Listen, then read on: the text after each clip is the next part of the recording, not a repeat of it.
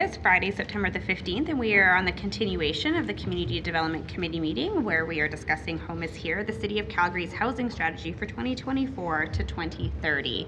Clerks, can I get a roll call, please? Absolutely, Chair. Councillor Wong on the roll. Councillor Chu. Councillor Chu on the... Thank you. Councillor Dollywall. Here. Councillor Pootmans. Here. Councillor Walcott. I'm here. Councillor Corral. Councillor Sharp. Here. Councillor Wyness. Here. Councillor Meehan. I'm here. Councillor Chabot. Present. Councillor Spencer. Here. Councillor McLean. I'm here. Councillor DeBong. Mayor Gondek. Chair Penner. I am here. Thank you very much. Good morning. There's a couple things we just need to do this morning just before we get set. I don't know that many of us slept last night. I think a lot of thoughts went running through our head. When I woke up this morning, one of the things that actually went through my head was the land acknowledgement yesterday and how very past tense it was. And I very much reflected on the fact that, you know, Indigenous people and Indigenous ways of being were almost like this reflective thing as opposed to this current and now thing. And I just wanted to correct that. And I wanted to say the Treaty 7 signatories, they're here now. And I think as we talk about the Home is Here strategy, recognizing also that Indigenous people are disproportionately represented in our homeless populations. And so with that, I recognize the Treaty 7 signatories and the work that they're doing alongside us to create safe, secure housing for their people and for people we must also steward for it. So the Treaty 7 signatories, the Blackfoot, Stoney Nakoda, the Tsuut'ina, and the Métis. So let us go forward with good intentions today. I have one question as it pertains to this, and then I will come to you, Councillor Wong, on procedure. We received a letter from the federal minister, Minister Fraser, yesterday with respect to the Housing Accelerator Fund. There are actions that are in this strategy today that pertain to that Housing Accelerator Fund. And I am wondering, for the benefit of all, if the recommendations that we approved back at council in June, that confidential attachment, clerks, is that something that we could add to the corporate record just so we have a complete package for this meeting so people can reflect back on that, just click it to today's meeting, and to see sort of what that outline, what those dollars were. Is that a possibility? Chair, for clarity, just if I can understand, are you asking if the report that was before council on June 6th could be attached as a sort of informational piece to?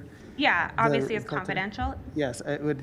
Yeah, as I understand it, that was a closed meeting item that is currently held confidential. So we could add it as a confidential item and craft a motion to continue keeping it confidential as part of the. Okay, so how about we do this? We'll give clerks a little bit of time to work on that. I know they've got a lot on the go, and maybe we can work towards that just before the lunch break to put up that motion. I think it's just always nice when we have all things together in one package and it sits there for the record. So we'll work towards that, and I'll look for someone to think about moving that a little bit later. Councillor Penner, my suggestion would be we can just do the distribution during the meeting today, and then we can just present that motion to keep it confidential at the conclusion when we're dealing with all the recommendations of the meeting. I like that. Thank you. Thank you. Thank you. Okay, good. Councillor Wong. Thank you, Chair. You just triggered one thing. When you referred to June 6th, we were dealing with the task force recommendation in open. Later on, we went in closed to talk about accelerator. Are you talking about the latter? Yeah. Thank you. Okay. Just a point of procedure from yesterday. Just want to clarify, council members have the opportunity to ask questions without limit. Is that right? Time limits?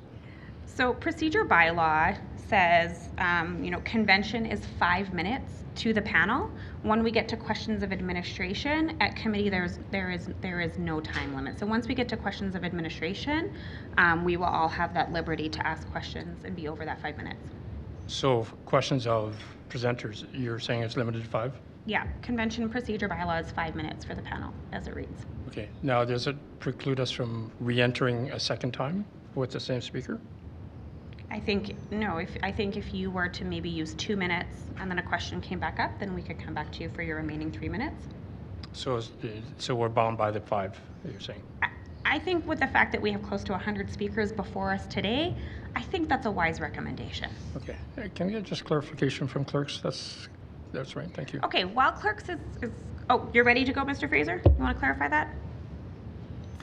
The procedure bylaw has a guideline for council meetings which suggests that when panels are established, there's a maximum time limit of 5 minutes for each member of council to pose questions to a panel of presenters. That rule doesn't strictly apply at committee. Today, we have a large number of speakers at this meeting. And so as a matter of, I guess, more pattern of concordance, we have followed that 5-minute timing guideline so far in the meeting. In terms of the procedure bylaw, there isn't a strict requirement with respect to council committees. So the 5 minutes is a guideline, not a rule for a committee. Thank you. Sorry, correct. Sometimes it's good to have guidelines. All right, with that, we're going to go into the public preamble. So we have almost close to another 100 speakers before us today, so just letting everybody know that. Those who are presenting before us today, you will have 5 minutes to speak. As a chair, I will be fair and firm in this time limit. At the presentation desk, if you are here with us in person, there is a clock. It's got the bright pink sticky note on it. As well, there are some lights that happen here in council chambers. When they turn orange, you have 1 minute left. When they turn red, that means that your time is up. So just a few cues for you to be aware of. We will be working on panels again today, so 5 people will make presentations in sequence, after which we will go to questions of council to anyone in the panel. When your name is called, and if you are in person, I ask that you stand near the podium, or I think we actually have seats there now, and we will go in turn. If you are online, please just be muted until it is your time to speak. If I do call to ask if you're there, please feel free to unmute yourself and let me know that you are here, and then we will come back to you. And just make sure that your background noise is muted if you are on a call. That is it. I will remind everybody, if they are here in person today, is Wagita here again today? Okay. We have a registered clinical social worker available to debrief with anybody needing it. Her name is Wagita Bahane. She has a table just outside the main chamber doors, so if you're needing to speak with her, you may do that. If you are presenting remotely, if you need help, immediate support, you can call or text the Calgary Distress Center at 403-266-4357. If you need other resources and support, please reach out to the Calgary Counseling Centre, Community Connect YYC, or findhousing.alberta.ca. This information is also at the podium. We also heard yesterday about some very potential and very real health and safety and building code violations. Those can be reported through 311 if you are experiencing those or you have questions about that. So with it, let's move to the panel today. We're going to go back to some individuals who were on yesterday but couldn't, had to obviously do other things. So I'm just going to call out for the first group. So Cheryl Trombley is here. Tyler Melnick, I believe you're online. My girlfriend is. She put it online. Oh, okay. No, I called in. Can you hear me? Hi, Tyler. I can hear you. Yep, just hold on. You'll be second in this panel. Great. Okay, Gerald Wheatley. You are here. You're going to be on this panel. Okay, is Asma Pavine with us today? Not yet. Evan Hugh? Not yet. Cameron Rayner? Adam Zinatelli? Okay, Gerald is there. Nigel Copert? Danielle English? Gordon Varroque? Tarun Singh? Matthew Kitts? Kareem Ali? Gerrad Oishi? And Paul Getty? Brooke Simaluk? Yes, I'm here. Okay, Brooke. Okay, 1 second. And Brooke. Okay, so this panel will be Cheryl, Tyler, Gerald, Gerrad, and Brooke.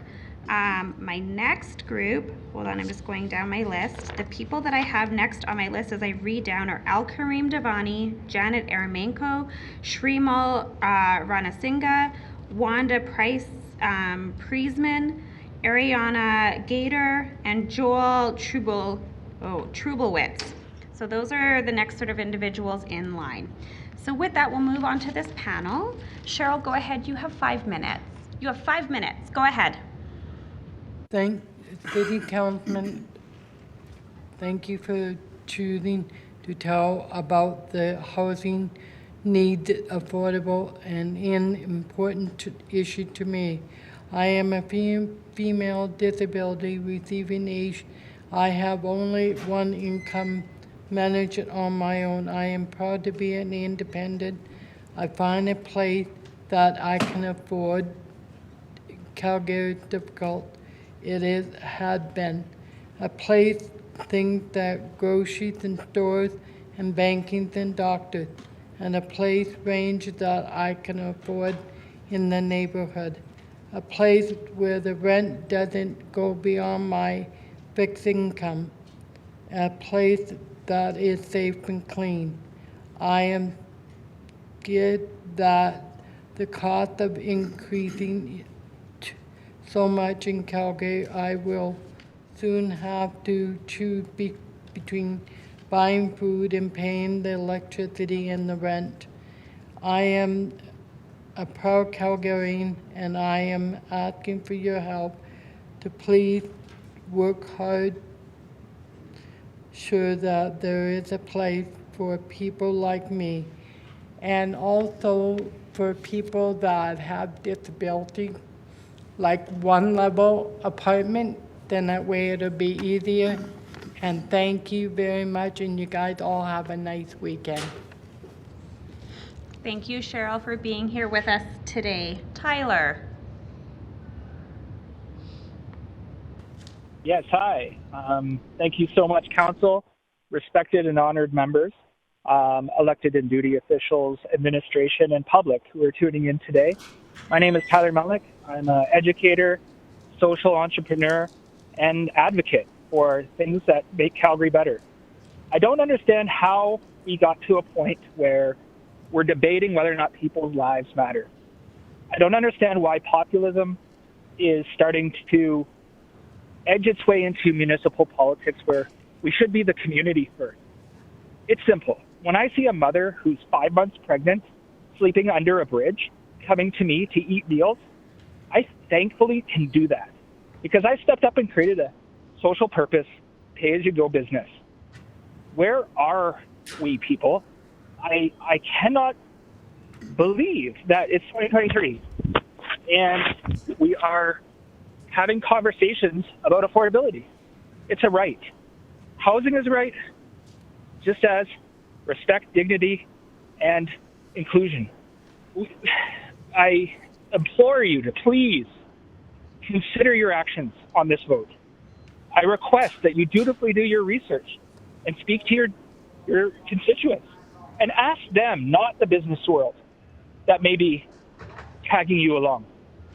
Speak to the people who see it, people who know it. My father, who, bless him, was my life, he ended up homeless in Hamilton. And I watched him spiral. There was nothing we could do as a family. He was a loving man. Yet his issues never got resolved. Oh, Tyler, we just lost you a little bit. There's someone's son, there's someone's father, there's someone's mother,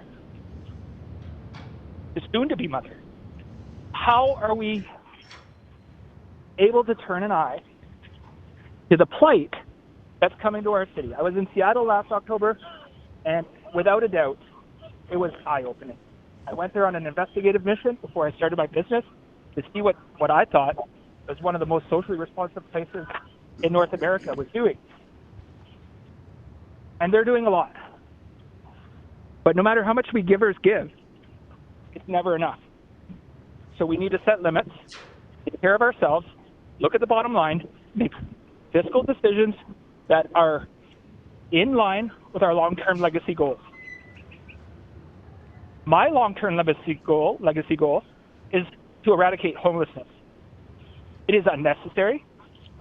It is a burden, but it is also an economic opportunity which has long-term benefits that outweigh the short-term costs. I look forward to hearing you speak more about the recommendation of the task force report. Thank you for all the members who put their time into sitting, discussing, interviewing, and writing, whether you're on the committee, working for the city, private or public. We need to use this as a calling. This is a canary. We must address it today to make the difference happen. And if you care to buy a Huggable, I'm going to do this. Go on nofixedaddress.ca, pay $5, and I will give my time and labor to deliver the meal, and you'll cover the food cost. The business model, just like affordable housing can be, it doesn't have to be one or the other. We can subsidize some of the incurring costs of affordable housing with unique and innovative design. Let's create cooperative housing with multi-generation development. Let's put people together where their lifestyles, accessibility, and timeframes make sense to work with one another. Let's revision our empty spaces and think up, not out. I will give the rest of my time to the council. I thank you very much, and I look forward to the following conversations. Thank you, Tyler, for being here with us today. Gerald. Good morning, councillors and administrators. Thanks for having us in this marathon of presentations. My name's Gerald Wheatley. I've been presented to council for over 10 years, and I wanted to come today because I think this is the kind of decision that will be remembered, that we'll look back. The last time I presented was on ecological footprint measures, and I thought at that time that that really set a direction. So thanks for taking this so seriously through these deliberations.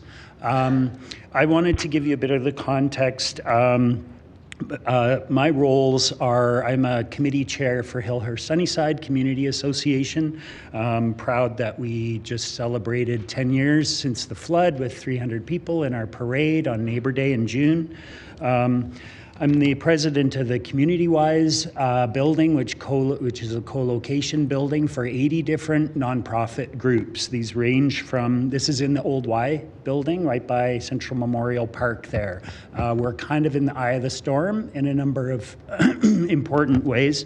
The building is a heritage resource, and it's also home to groups ranging from the Eritrean Cultural Association, a lot of Syrian and Ukrainian refugee support groups, but also Outlink, and for many years the Pride Parade has been organized out of our building, as well as the Underground Film Festival and fanzine clubs, 80 different nonprofit societies. I'm an executive member for Norfolk Housing Society, which owns 6 buildings in Hillhurst Sunnyside, housing 160 with 160 units, housing families there. It's a critical piece of a mixed market housing model that needs to get replicated more widely, we feel. I'm a staff member at the Arusha Center, which is a contractor to the city in a number of our programs, including the FCSS-funded Calgary Dollars Complementary Currency Initiative. We have 400 users that are in affordable housing that earn complementary currency credits by participating in the community. This results in savings for Calgary Housing Company, for Norfolk Housing, and for CUPS Housing. And like I said, those 400 clients and users of Calgary Dollars would all be within the affordable housing demographic. So that's where I'm coming from. and really wanting to share the opportunity around these deliberations for housing affordability. It's an intersectional issue. Obviously, I'm also on the board of the Calgary Climate Hub. There's lots of environmental benefits, as I'm sure you all know, through density. And so there's the potential benefits of supporting this report have ripple effects on a social, environmental, and economic basis.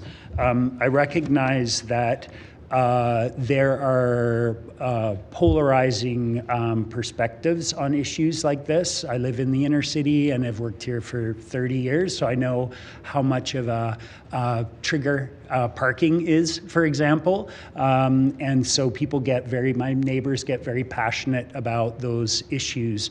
But I know that you're thinking of separating out the passions of the individuals, their interests, in their immediate interests. My friends and neighbors don't have the luxury of presenting today. They often respond to issues on their first level, right, that we all have, is around our families and our own livelihoods over the short term.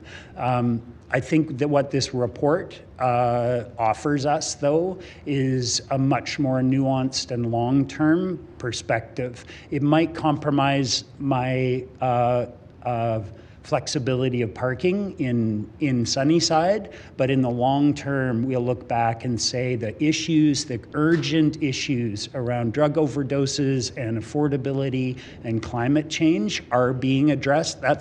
I want to be presenting here today, not so much to change your minds, but so that I can look back on it and say I tried, right? I was a voice for that positive long-term thinking. For many of the groups that we work, the city administrators have incredible value and have education, and so I would really hope that you would reflect to defer to that education and that expertise for the long-term thinking of our city. Thank you. Thank you, Gerald. It's Gerrad. I know, and I'm like looking at it like as if I don't know how to say it. I'm so sorry, It's Gerrad. Gerrad? I know. Go ahead, Gerrad. Good morning. My name is Gerrad Oishi. I'm a resident of Ward 6. I'm the CEO of Habitat for Humanity in Southern Alberta. And I'm here to speak to you on behalf of Habitat and on behalf of the working families in Calgary that are struggling with housing affordability. Originally, I had put together some thoughts on the need for housing, but I think that in this moment, what might be most valuable is a perspective on what happens if we say yes to these recommendations. There are so many housing organizations, both in nonprofit and for-profit, that right now are doing really great work. We're really moving the needle. And saying yes to these recommendations is really about expanding that good work and allowing that to happen faster. So it's not, to me, really about running from a crisis as it's about running towards a Calgary that we really want to be part of. And so let me give you just a sliver of possibility from the perspective of Habitat for Humanity. So we are a charity and we exist to help working families in core housing need. 2 weeks ago, we had a home dedication with 11 townhomes in the community of Cornerstone. Now, the jobs held by those families include a transit operator, a teacher aide, a mechanic, a supervisor at a Starbucks. These jobs are core to our community, and yet these are Calgarians who are also struggling with core housing need. And I would offer that we have other Habitat families who work in construction, who work in industry, who work in energy. Our ability to help these families achieve stable housing will ensure that we have the workforce that we need to continue to thrive as a community. Affordable housing also has the ability to build capacity within our community. So 8 of the 11 families that we just housed at Cornerstone came to us from Calgary Housing Company. So they were either in subsidized rental or they were receiving a rent supplement. So in creating these 11 new units of housing, we also freed up 8 units within Calgary Housing's portfolio. And by working together with the other organizations, we are creating flow. We're creating flow in the system to create independence. I think it's also worth mentioning that these families who used to be on rent supplements, through the Habitat Home Ownership Program, are now homeowners and they are paying property taxes. So if I add up the hundreds of Habitat families in Calgary who we have helped, they're paying approximately $500,000 a year in property taxes.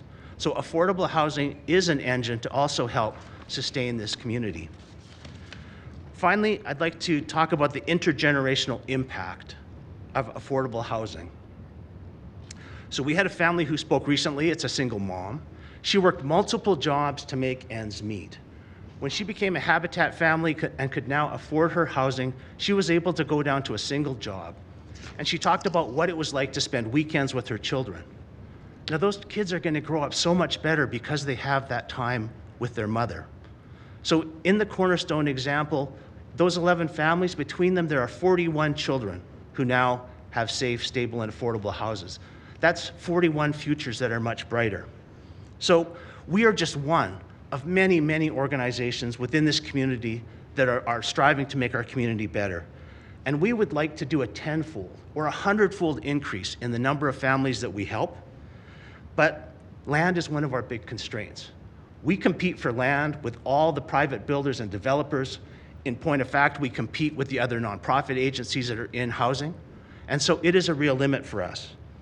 We recently bought an acre of land from Brookfield in the community of Livingston.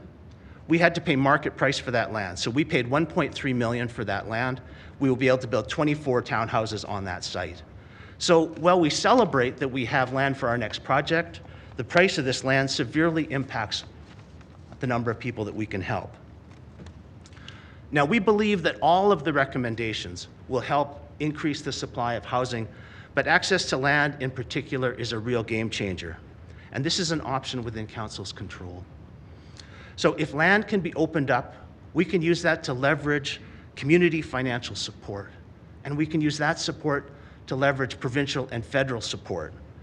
We can sustainably and permanently move families out of core housing need and onto the path to independence.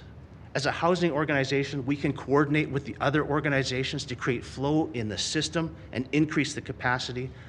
And as Habitat, we know all of these are possible because we have built in 26 communities all throughout this city. So as Habitat, as so many of the other housing organizations, we want to run towards this new future. We believe in it, but it has to start with the yes. Thank you. Thank you, Gerrad. Brooke.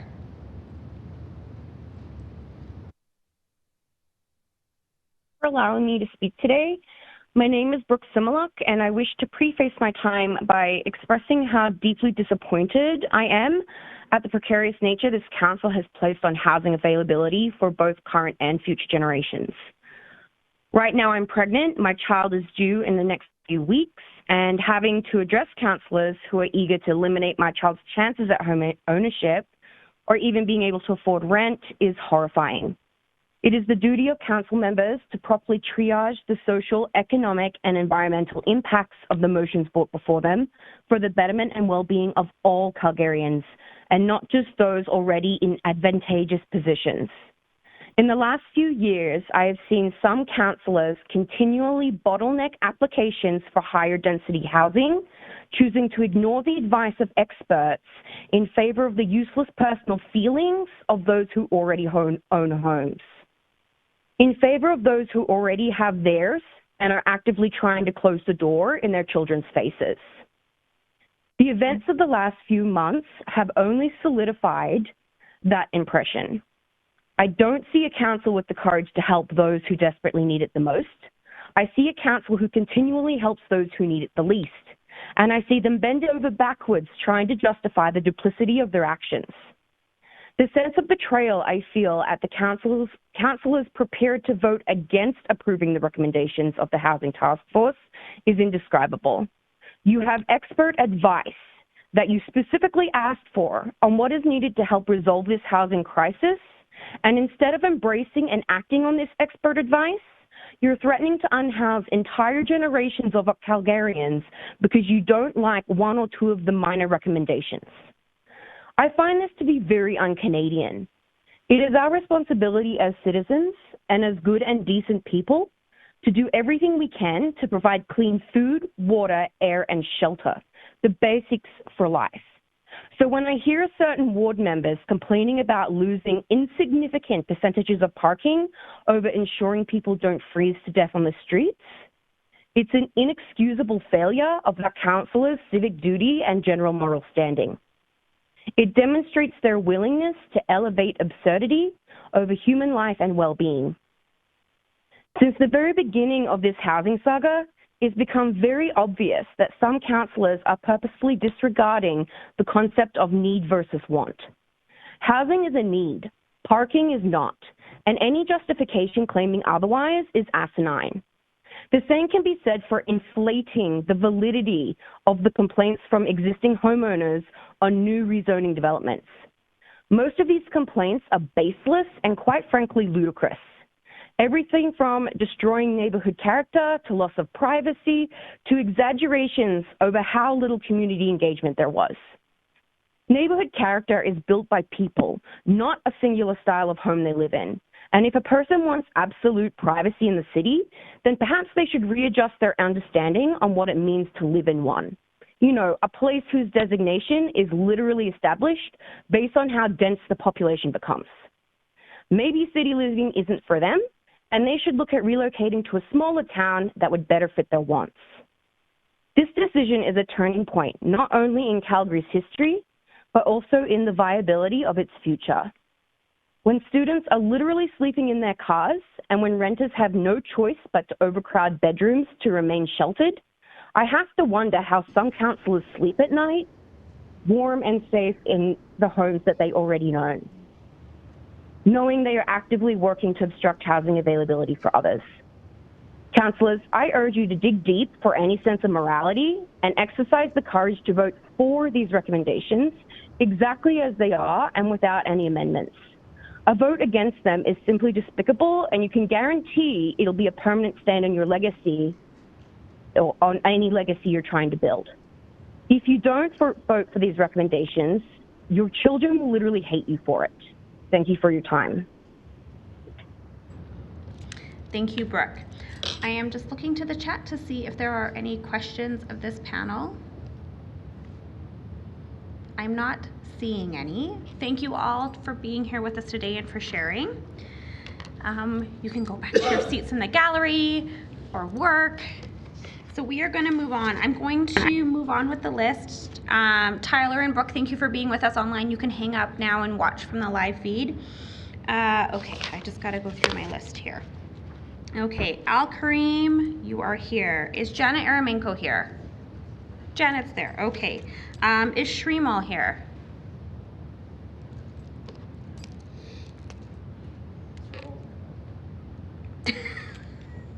Is Wanda here? Wanda Priesman. There's one. Okay. Aryanna Gaidhar. I'm here. You're online? Okay, fantastic. I am. You're a remote? Okay. Aryanna, just hang on the line. Just mute yourself till I call you again. Joel Trubilowicz. Okay, Joel, you're on this panel then too. Perfect. Okay, so we will go Alkarim, Janet, Wanda, Aryanna, Joel. So come on up and you've got your 5 minutes. Good morning, members of council. I want to start off by shouting out residents like Cheryl who took their time to come out. I know she's left, but what an incredible, powerful presentation. And even yesterday, I think we all need to recognize how many citizens are engaged one way or another and care about this city and about this outcome. So I think it's important to acknowledge those folks.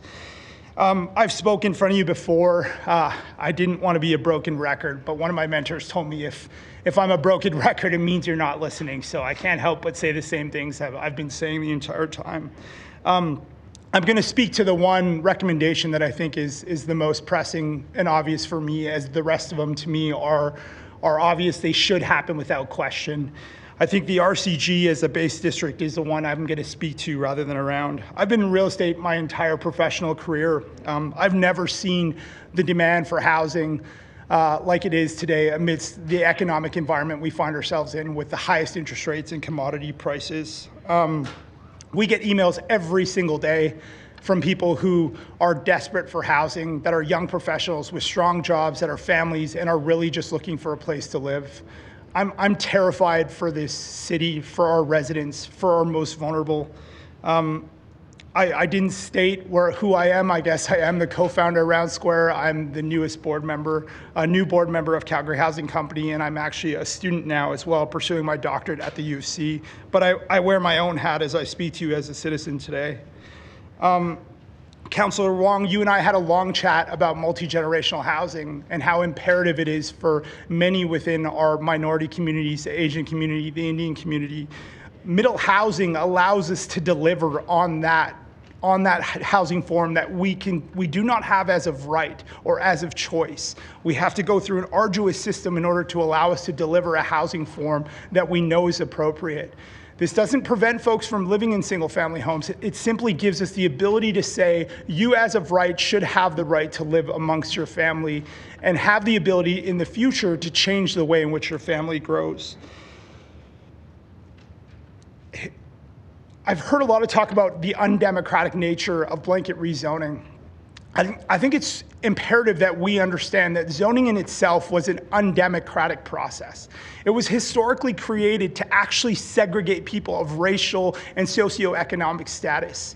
So when we talk about an undemocratic process, it was undemocratic to begin with. And if you want to go even further back, it was undemocratic about how we settled here on these lands. And so I can't think, but we as stewards of these lands have to do a better job of making our communities more inclusive and more accessible. There's been lots of talk about whether or not RCG or row houses will even help or contribute to affordable housing because those houses are unaffordable in nature. I would be remiss to tell you that RCG in itself is going to create an immense amount of affordability. It will not do that. It will not do that effective immediately. This is actually just a first step. And so lots of folks have said that, you come and ask for this and you come and ask for more. Yes, we will come and ask for more. And we as leaders, all of us as leaders who are engaged in this conversation need to continue to move the dial, need to continue to monitor, and need to continue to find ways to make our communities more accessible and more fair. RCG is an opportunity for us to create diverse housing typology that currently does not exist. We've heard plenty time again that most of our city is built in these single family residents, and that's what we have access to.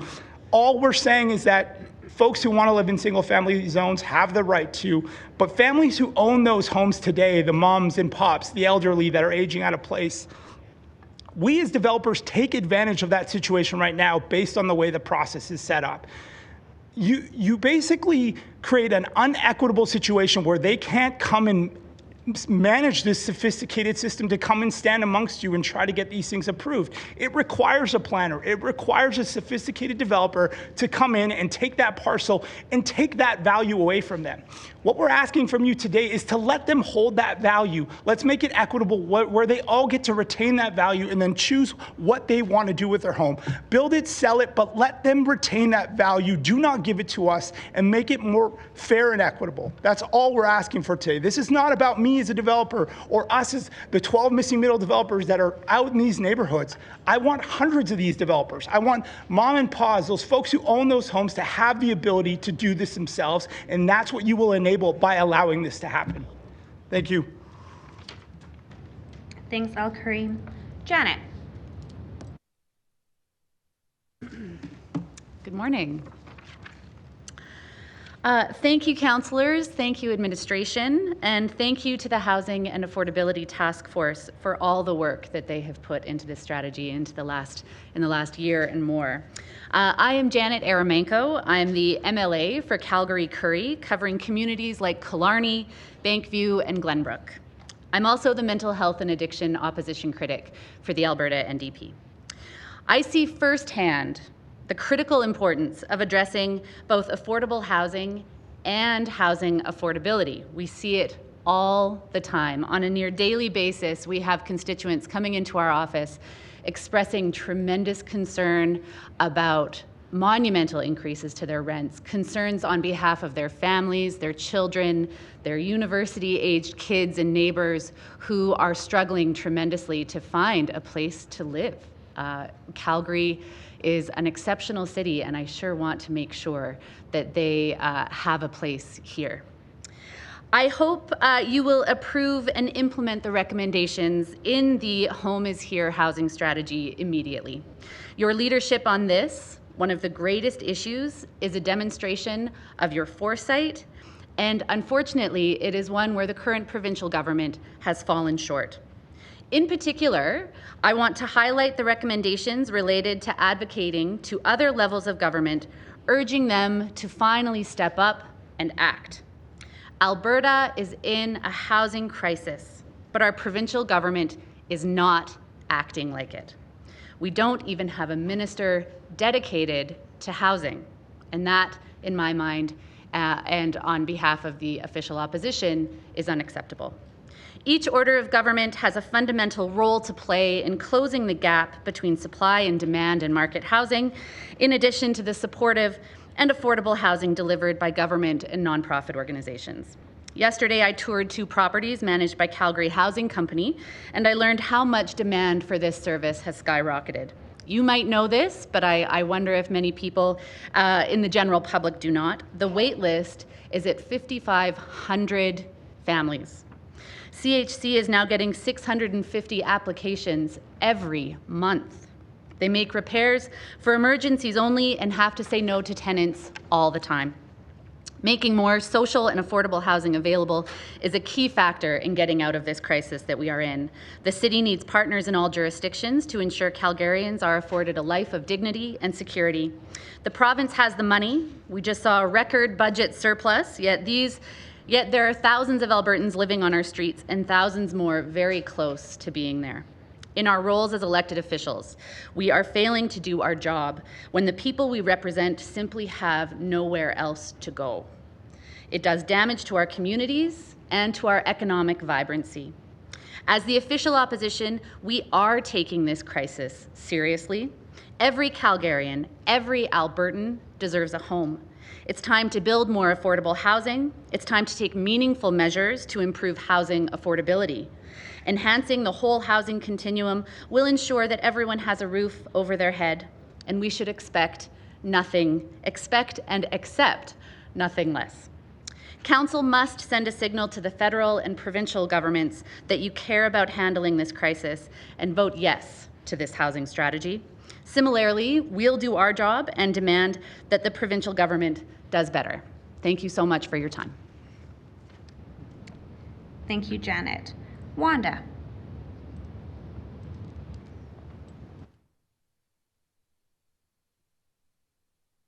Hi, my name is Wanda Trytten. I'm a former outreach worker with Be the Change YYC with a deep passion for my community and all who reside here.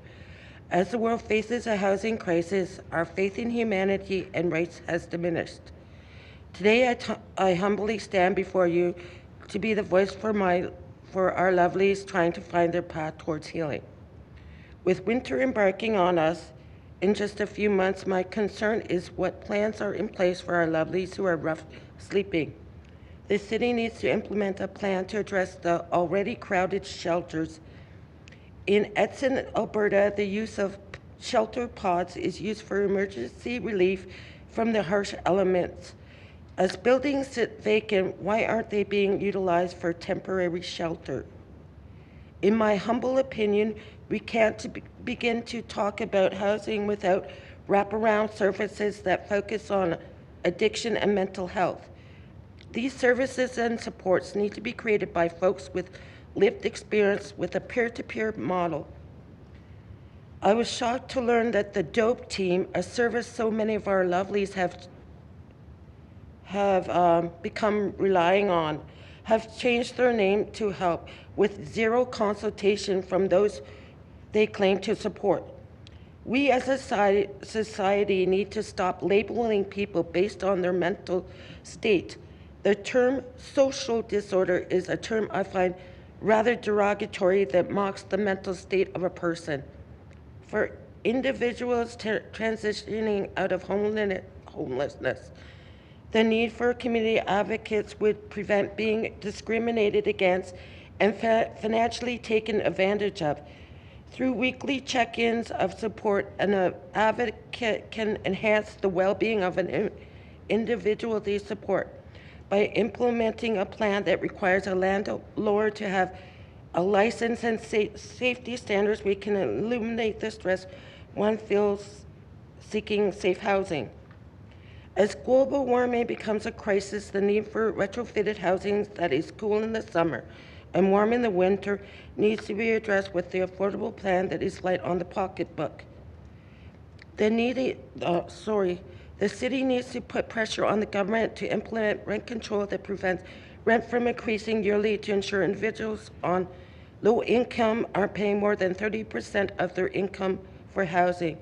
With the rising cost of living, people have turned to payday loans or their credit cards to survive. For individuals with diabetes or a compromised immune system, eating healthy has become a financial challenge. Many people face barriers when seeking housing, from a long wait list to housing assessments geared to those who are in greater need. In my interactions with low-income individuals, they have stated they made $200 over the allowed amount to qualify for senior housing. Lastly, the housing strategy needs to focus on Indigenous housing support. We know the government created the issues that Indigenous communities face today, from overdoses, mental health, gang violence, to an increase in youth homelessness. Truthfully, we can't talk about reconciliation or calls to action without taking action towards Indigenous housing, treatment centers, mental health support, and broken systems that infringe on people's human rights. It's time to hold the government accountable and restore people's faith in humanity and the vibrant diversity we once had. We owe it to our lovelies trying to heal from our future generations. Indigenous people shouldn't have to advocate for government funding that honestly is the government's way of not honoring the path to truth and reconciliation. Shoot, I had a whole bunch more, but I know. One thing I do want to quickly say is that we need to be working on our Narcan for availability for everybody, because our fellow advocates that are not Indigenous feel like they're taking advantage of me to obtain Narcan to save a life out there. And I also believe that test strips need to be in the naloxone kits, you know? Anyways, I appreciate your time, and to the light bringers and the frontline workers, I thank you. You are seen by me. I feel your struggles, and never forget that somebody out there cares about you, because I do. Thank you, Wanda. Yes. Thank you. Joel.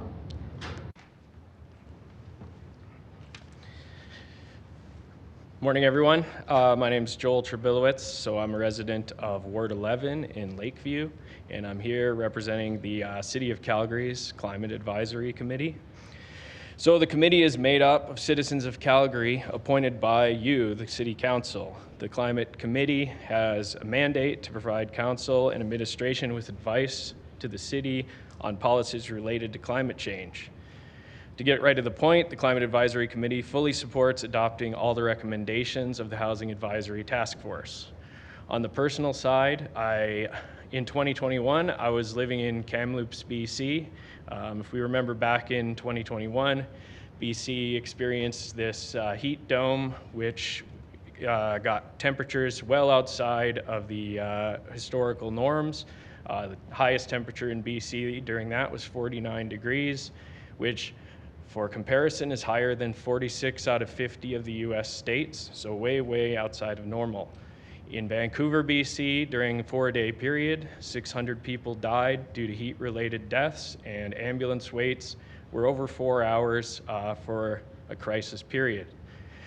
The point of saying that is, in Calgary, we're still largely fortunate that we haven't experienced such a crisis yet, and we have time to act on both climate change mitigation and on helping housing affordability. So the Climate Advisory Committee has reviewed the housing strategy and met with members of the Housing Affordability Task Force. We find it is in direct alignment with the City of Calgary's climate strategy. In particular, we support the adoption of the base RCG zoning across the city and removal of the minimum parking requirements for new developments.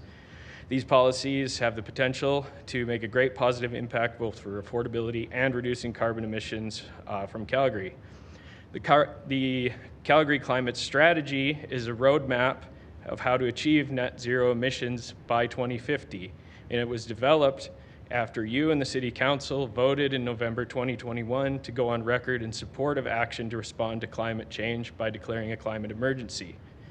So the Pathways to 2050 strategy specifically states the goals of prioritizing energy efficient development in all areas through land use bylaw rules and policy direction, through a land use bylaw update, enable increased housing types in residential areas to facilitate complete communities and reduce dependency on private vehicles, and to consider viable options for removing or reducing motor vehicle parking minimum requirements in residential areas. To me, that sounds exactly like the opportunity we have here to vote yes on this housing affordability task force. So base RCG zoning and removal of minimum parking requirements are a direct way to achieve goals set forth in the climate strategy. They remove barriers, of course, to densification of housing within the city, which is good for both affordability and reducing greenhouse gas emissions. Currently, a third of Calgary's total emissions come from fuel used in vehicles. If we allow people to live closer to the places they want to go, they are able to drive less. In addition to the benefits of increased density, shared housing developments makes it easier to build high efficiency homes, which require less energy consumption due to both heating and cooling, due to even simple things just as a shared wall.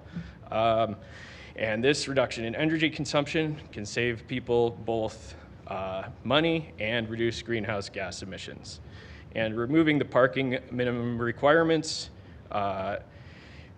decreases the cost of development and allows Calgarians, as our city expands transit, such with the Green Line, more alternatives to driving and the ability to decouple their housing and car ownership as citizens of Calgary. So the vision that you and Council committed with the climate strategy is a Calgary that's denser, allows for more walking, cycling, and transit use for day-to-day activities. The vision of Calgary will be both more affordable and reduce our carbon footprint. The full adoption of the recommendations of the Housing and Affordability Task Force help Council to achieve that vision and helps Calgarians to have safe and affordable housing and keeps us on our pathways to 2050. Basically, you appointed us to provide advice on things like this, and our advice is emphatically yes. Thanks. Thank you, Joel. Aryanna. Hello, can you guys hear me? We can. Go ahead. You've got 5 minutes. Perfect. Hello, members of council. I'm pleased to have this opportunity to speak in front of you all today. Before I begin, I'd like to take a moment to thank you for your patience and dedication to this matter.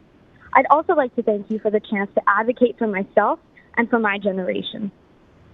My name is Aryanna Gaidhar. I'm 17 years old, born and raised in this very city. I started university this year at the University of Calgary, beginning studies in my second degree. The most important thing I've noticed in the first 2 weeks of university is the passion each individual has for their studies. My peers around me are eager to achieve their dreams, to become the best versions of themselves, and to make this city a better place. I am surrounded by future lawyers, engineers, teachers, entrepreneurs, and many more leaders that, just like you, are trying their best to make an impact on this world, to be the leaders that we can look up to and draw inspiration from. I'm sure you all remember being a young adult, freshly starting university with wide eyes and a sense of belonging, looking to initiate a change worth your place in the world. This is exactly why I'm speaking to you today. because the decision you make today decides whether we get to achieve those dreams or not. Over the past day, you've heard many heartbreaking stories. Stories of struggle, loss, and pain. Struggles that can begin to be bearable with the proposed solution.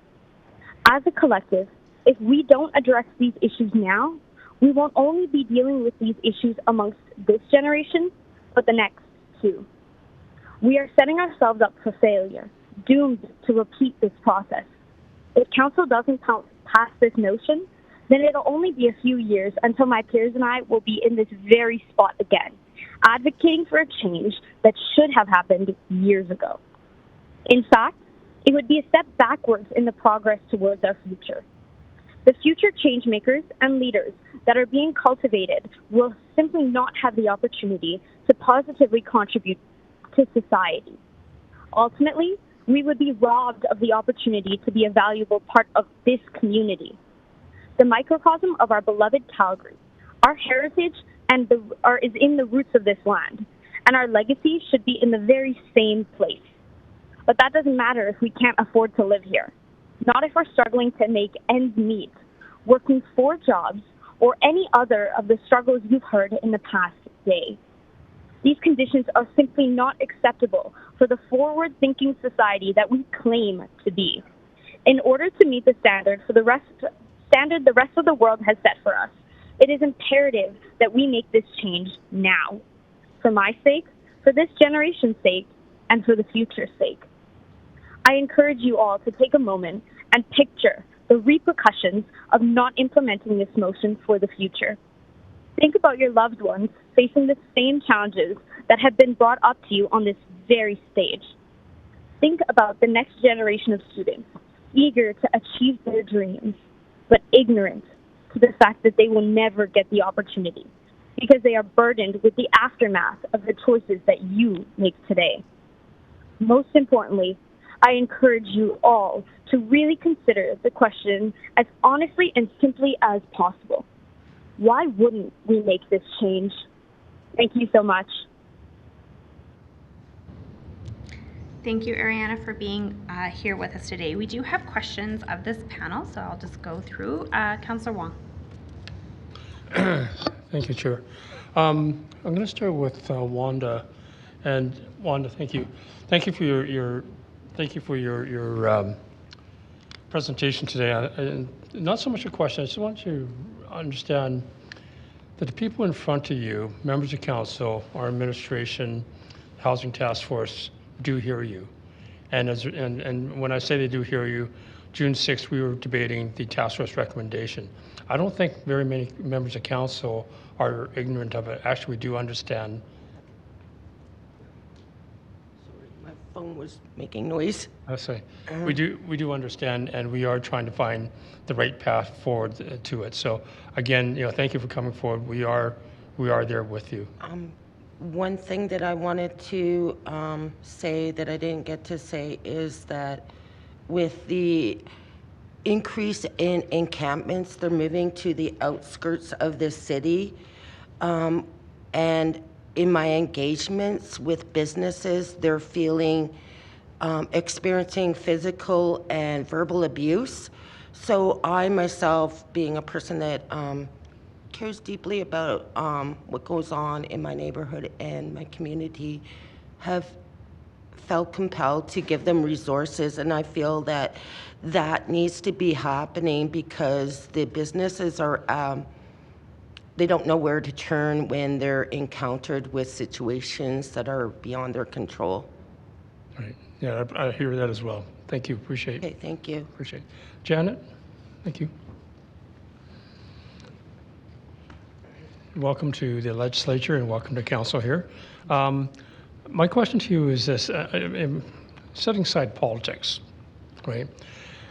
Has there been a working committee established within the legislature where all parties, all members can get together and talk about housing? Thank you for the question. And yeah, I'm right there with you, Councillor Wong, about trying to set politics aside as best we can to address what is such a critical issue. I think Albertans deserve nothing less. Back in June, it's a very timely question. Back in June, Leader Notley Leader of our official opposition, Rachel Notley, had called upon the UCP to form a bipartisan committee to speak exactly to this issue. The request was declined.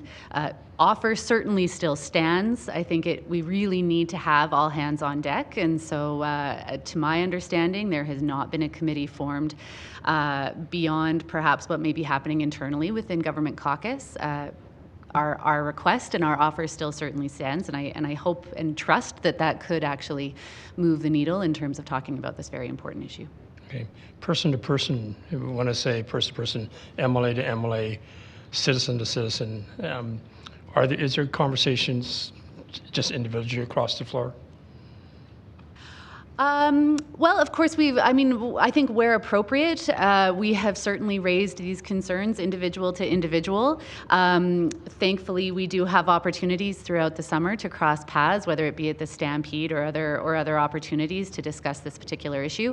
I know just specifically in the last few weeks in our tours about Calgary Curry, there was a wonderful event that was hosted by the Calgary Heritage Housing last week, where I did have an opportunity to chat briefly with Minister Nixon, for whom this issue falls squarely within his portfolio. This has been a topic of discussion at just about every event I have been in. I think it really is a testament to the fact that something is different in this conversation in 2023. The nature of the crisis is different. The attention being paid by all orders of government is different. And so personally, I can certainly attest to having conversations that have been of real value, recognizing the concern, recognizing the challenging proposition before you as council and committee to consider these recommendations. Everybody is recognizing that it is a very critical issue, and I hope we can just make sure that we don't let great get in the way of good, and that we can in fact support these recommendations wholesale. Thank you. As you know, 15 members of council here, we don't hold political hats. We hold our representation of our constituents, and we debate these all across the table. I just ask the legislature and members of the legislature do the same without the party affiliations. So thank you for that. Thank you. Mr. Devani, thank you. Thank you for previous conversations, and thank you for coming again today. And I will say, when you talk about a broken record, it's not because we're not listening. Sometimes it's because we like to hear it, but more importantly, it's about reminding people of the stories. So, we've heard your stories. I've heard your stories, obviously the last couple of years, and you and I chatted many times over. The statement was made that we're at a pinnacle of making change, and now's the time to do it. We've heard that yesterday. We've heard that today. We will continue here through the rest of today, hearing people who are going to be, in favor of this or against that, and everything else as such. My question is this: when we go through public hearing, we get this same old, not my backyard, type of conversation. We go to blanket densification and remove the public hearing because we've, made an omnibus change. In your eyes, over the course of the next 9 months, as we get there, presuming we get this, how do we share to the community that you don't have to be afraid? What is the best way to diminish the notion of them against us, that my rights are taken away? What would you suggest? Yeah, great question through the chair, Councillor Wong. I guess maybe just back to the first thing you said. Again, just hearing this from recently, the best time to plant a tree was 100 years ago. The next best time to plant a tree is today.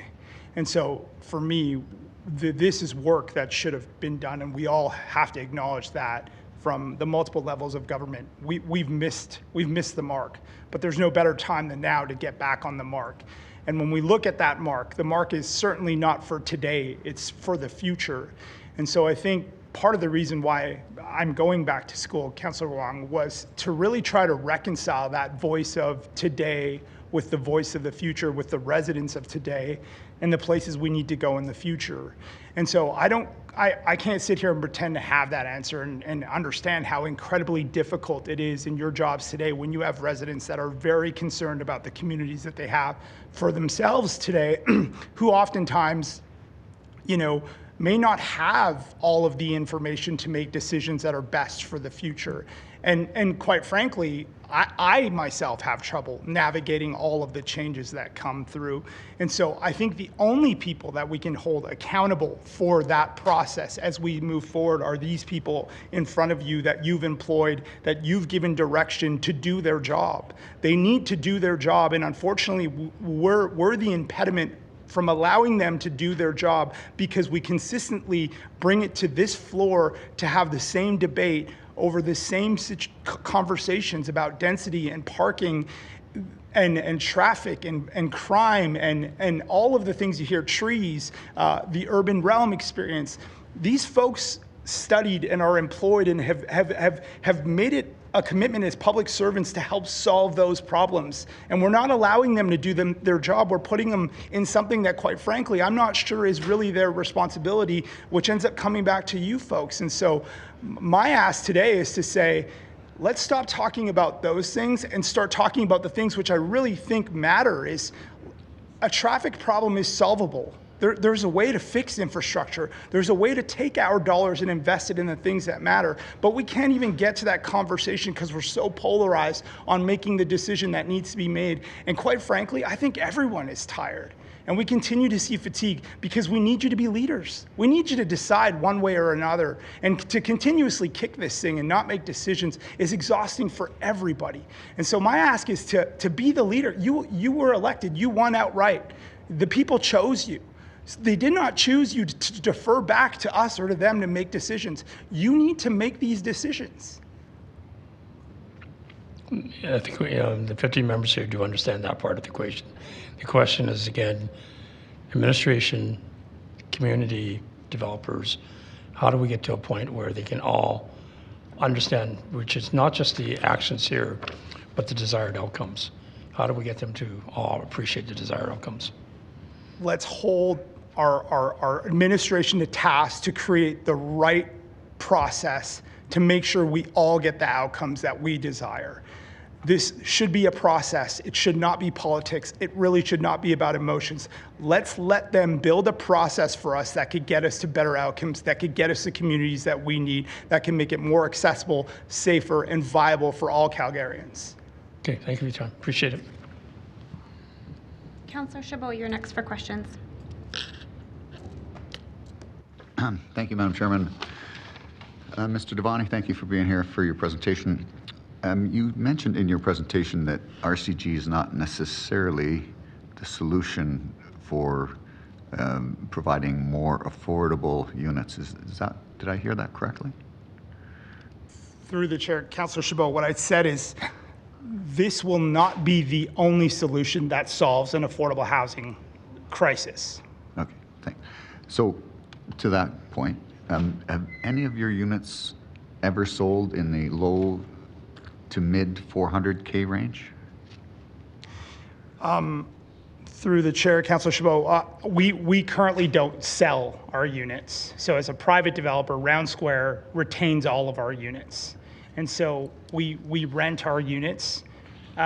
We understand that access to housing in itself is more viable through a rental program than through a sale program. The number that you mentioned, 400,000, I'm not too sure where you derive that number from, but from my own assessment. Okay, so let's maybe just do some basic pro forma math. The average cost of an inner city home, it could range anywhere from 500 all the way up to $1.1 million, sheerly on land value alone at its current zoning. If you were to take that, build it under the current zoning context of what it could be built, you can imagine that that is only going to be significantly more expensive than if you were to increase the density on that. And so proportionately, if you were to look at what row houses have done for affordability within existing community context of what the average home prices are, it has significantly reduced the cost and barrier to entry into those communities. Okay. You indicated, sorry, this is a completely sort of different question. There's some concerns that RCG could potentially negatively impact adjacent land values. Do you think that RCG will somehow reduce the value of properties in our city? Through the chair, Councilor Chabot, I can only speak to you anecdotally about what is currently happening in the environment that we're operating on. Council has directed administration to put out policy about where this type of housing form is appropriate. Developers are competing aggressively for those current policy-aligned lots. And so what is happening is we've created an inequitable system in a sense because we've inflated the value of policy-aligned lots versus saying this form is appropriate everywhere. And in my mind, if you do that, what you do is you create more parity and more certainty over the value of lands. I can't predict whether or not they will become more expensive or less expensive. I can tell you from what I've read anecdotally, historically from other cities, this has not impacted other folks' residential lands in a negative way. Okay, thank you. So on the policy issue you just raised, so through the local area plan sort of policy where we identify some of these areas that are, I guess, best suited for this sort of typology, building typology, if council were to move to a blanket zoning of all of those zones that are identified under that policy to a blanket zoning RCG or HGO, would that be beneficial to your industry? So, through the chair, Councilor Chabot, I can't speak on behalf of the industry, and I yourself. Yeah, so I actually think it's, again, as I mentioned in my speech, it's actually less beneficial to my organization because I've learned how to navigate the current context of RCG and how to build and deliver it and the complexities that exist. What you just asked about the local area plan, and I debated this at length with administration, is you're just guiding policy. You're technically not even rezoning it in its current form. So you've done nothing. All you've told us is where you want it to go, but the process stays the same. It takes just as long as time. It is very difficult to deliver. And so the current policy framework or the ARP or the certainty we're trying to create has really just said, if you're gonna buy them, go buy them here, and it's unlikely we're gonna support you if you buy them over here. So I guess what I'm trying to say to you is like, this should create a new industry, but more important than anything, it should empower the residents that currently own those homes right now, or people that are aging in place and looking for different ways to live within their family dynamics, or children that are taking over the home, the ability to come in and apply for a development permit and a building permit without having to go through this arduous process. That is what you're gonna do. You're gonna empower citizens and residents to have an equitable and fair right and know how to navigate a system to deliver. And so what I hope will come out of this is you will have more folks saying, hey, it's just as easy as it is to build a duplex as it is a fourplex. Why don't I do that? Or hey, I could hire a builder to build 3 houses here and my entire family will reside on this lot. Right now, it is far too complex for that to actually transpire. So I'm not sure I'm quite understanding your answer. So you're saying yes, it would be beneficial to rezone those areas or not? It would be beneficial to every Calgarian, industry agnostic, to have a more equitable and accessible housing typology that could go everywhere rather than making it exclusive. Okay, thanks. So you raised something in your last answer, which was one of the questions I was going to ask you. On some of the units that you've developed, these RCG units, how many of them would you say are accessible?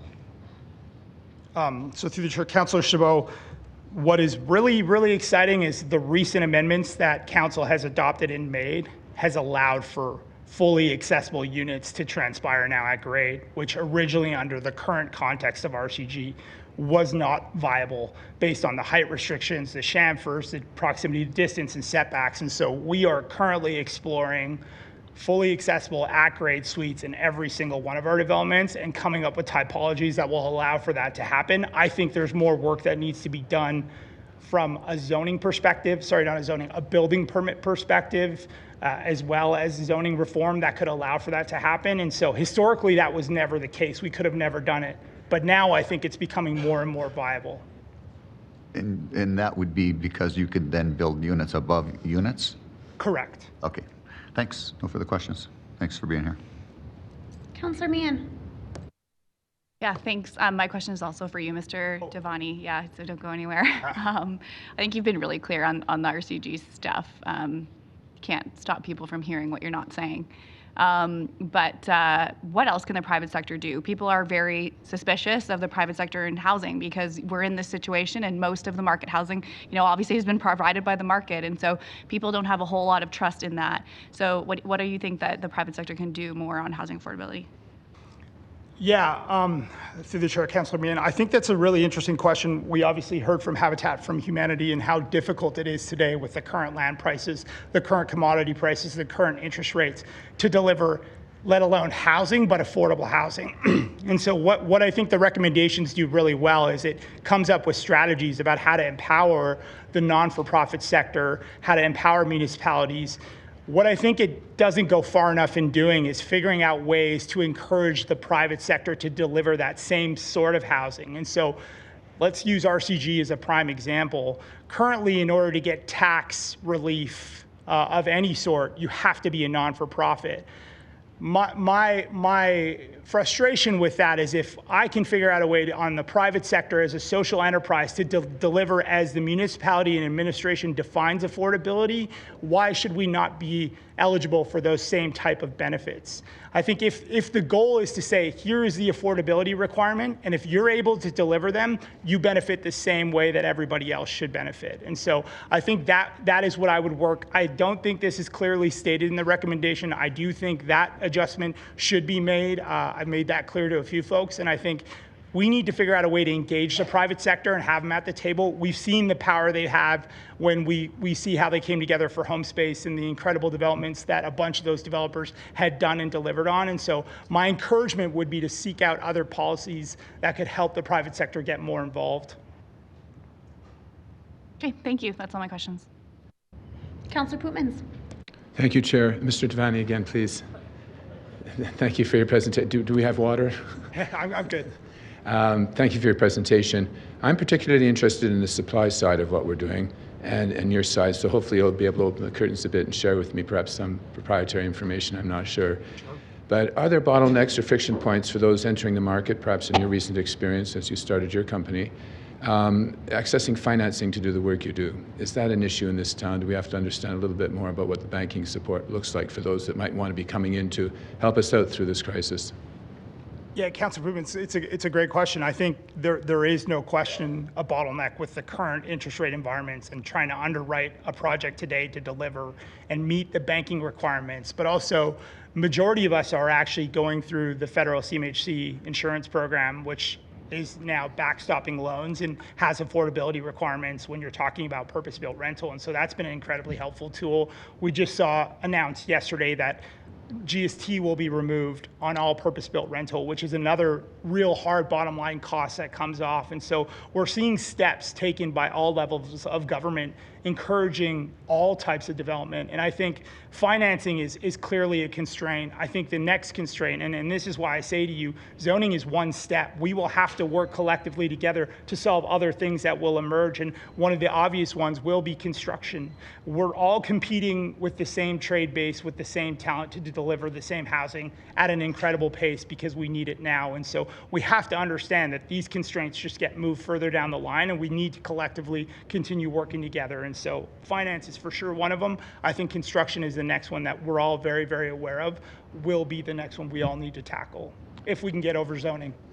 Thank you for that. Now, hopefully might get lucky, but this might be proprietarily sensitive for sure. Do you have any suggestions about what an organization such as the city, or city council in particular, might be able to contribute to the debate with the financial side of the industry to say these are the sorts of things we're prepared to do if you're prepared to encourage more building go on?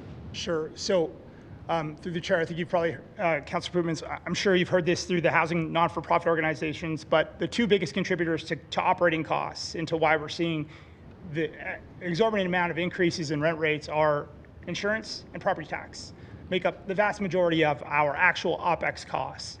And so if we want to see retention levels of affordable housing or non-market agreements or mechanisms that could create affordability, you definitely have a lever and a tool that could support the perpetual affordability in private or in non-market housing, private or public.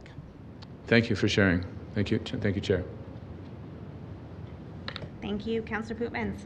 There are no other questions of this panel. Thank you all for joining us in person and online. We're going to move to our next panel. So the next panel that I have, Sean Tuff, okay, Kevin Webb, great, Lily Breslin, perfect. If I've called your name, you can make your way over towards the podium. Amber Cannon, Molli Bennett,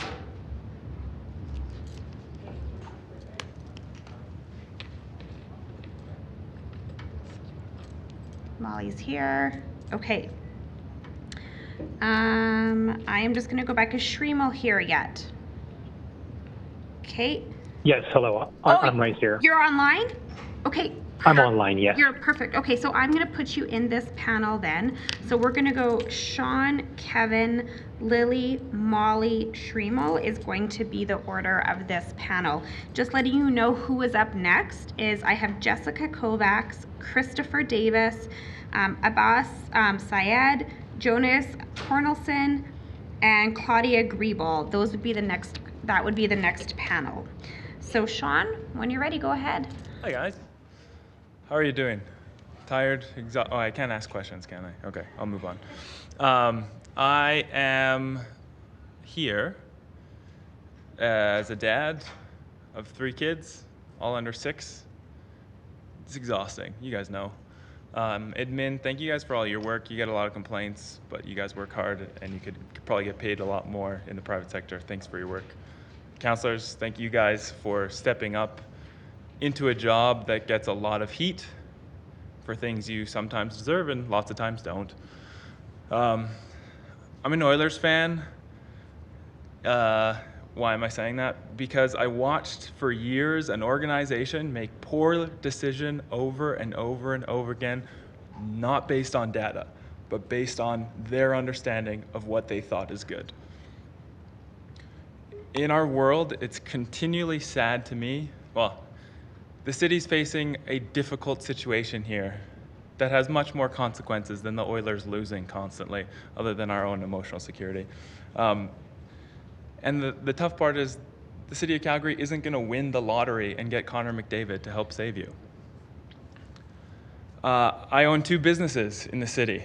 I was able to start those businesses because we found an affordable place to live where we rented out our basement to university students. I was recently out of university. It was easy to do because I knew those students personally.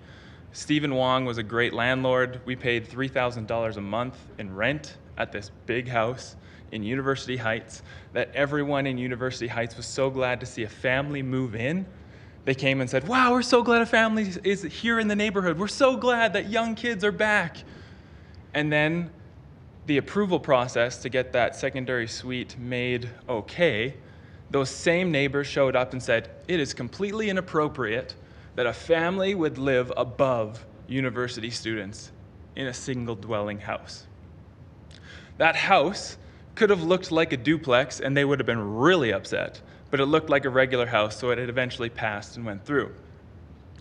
In that house, we would host students who didn't live in Calgary for dinner, for home dinners. We had anywhere from 15 to 30 students in our house for dinner on Sunday nights.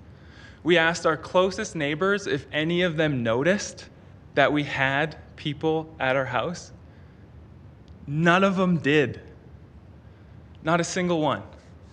I tried to join the community association so we could have a conversation about why secondary suites don't need to be scary.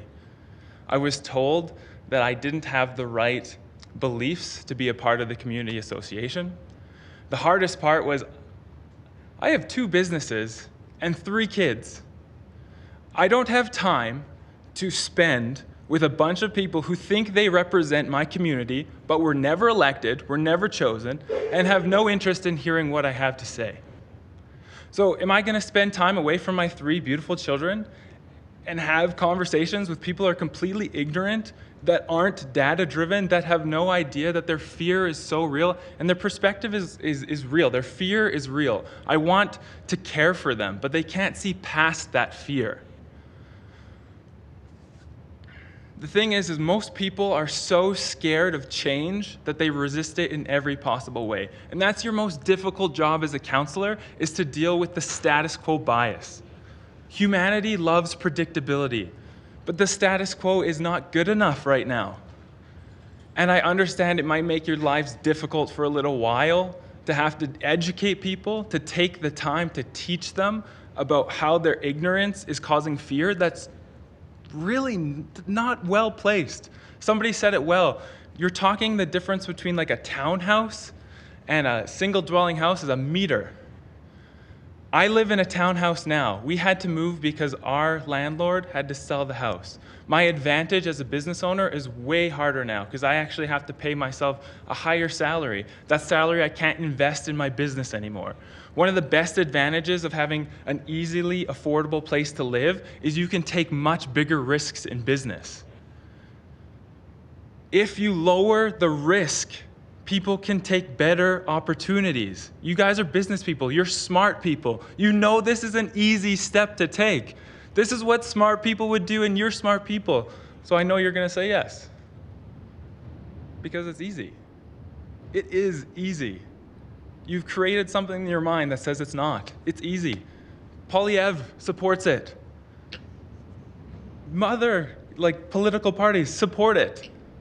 So what's standing in our way here? Thank you, guys. Appreciate your work. Thank you, Sean. Kevin. Hi. Thank you to Council, Madam Chairperson, Mayor Gondek. I feel your pain. I'm a Toronto Maple Leaf fan, so I love that analogy. I am Kevin Webb. I'm the Director of the Emergency Shelter and Housing Departments at the Calgary Drop-In Centre. I was also a member of the Housing and Affordability Task Force.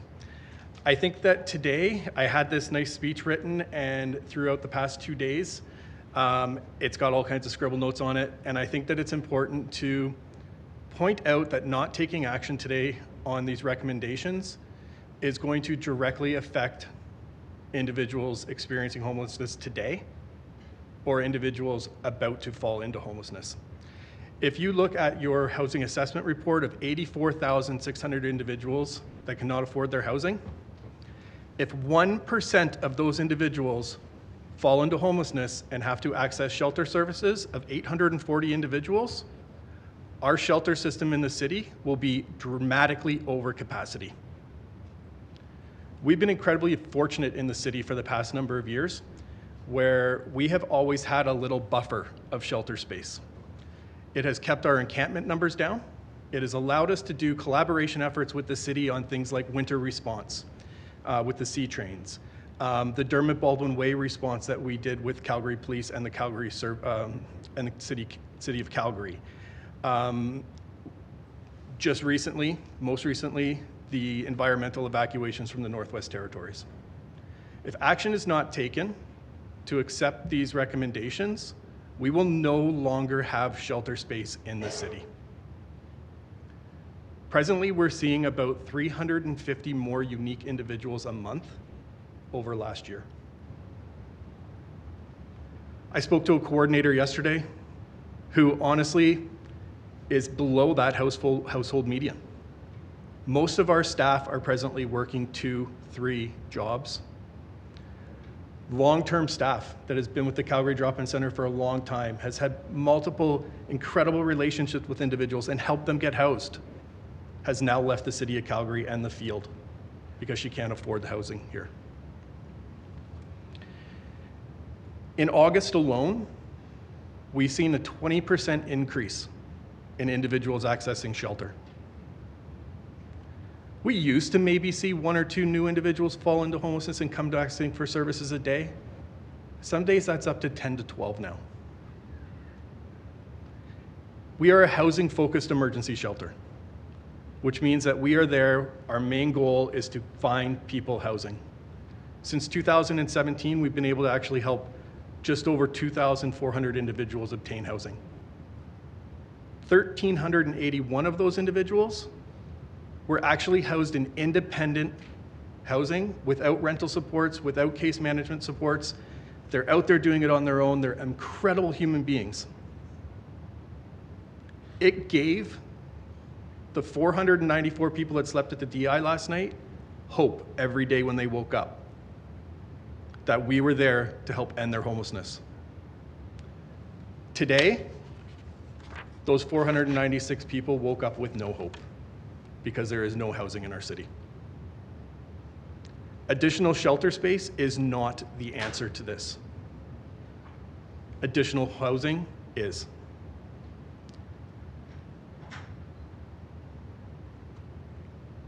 I think most importantly, one of the things that needs to be talked about is actually the Calgarians themselves. Not individuals that are homeless, but Calgarians. We see people that come to the DI from every quadrant of the city, every ward, it makes no difference.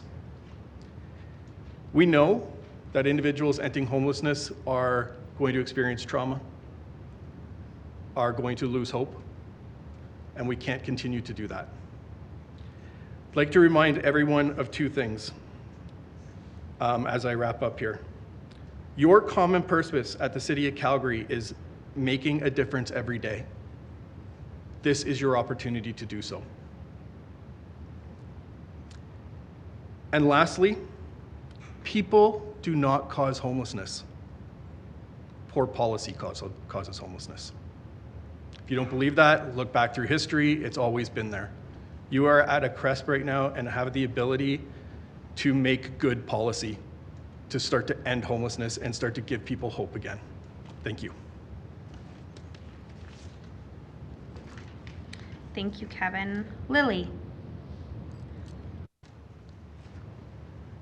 Hi, good morning.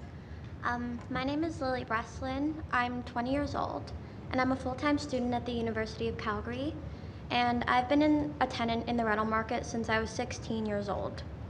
At that time, in 2019, I rented a one bedroom and a 2-bedroom place,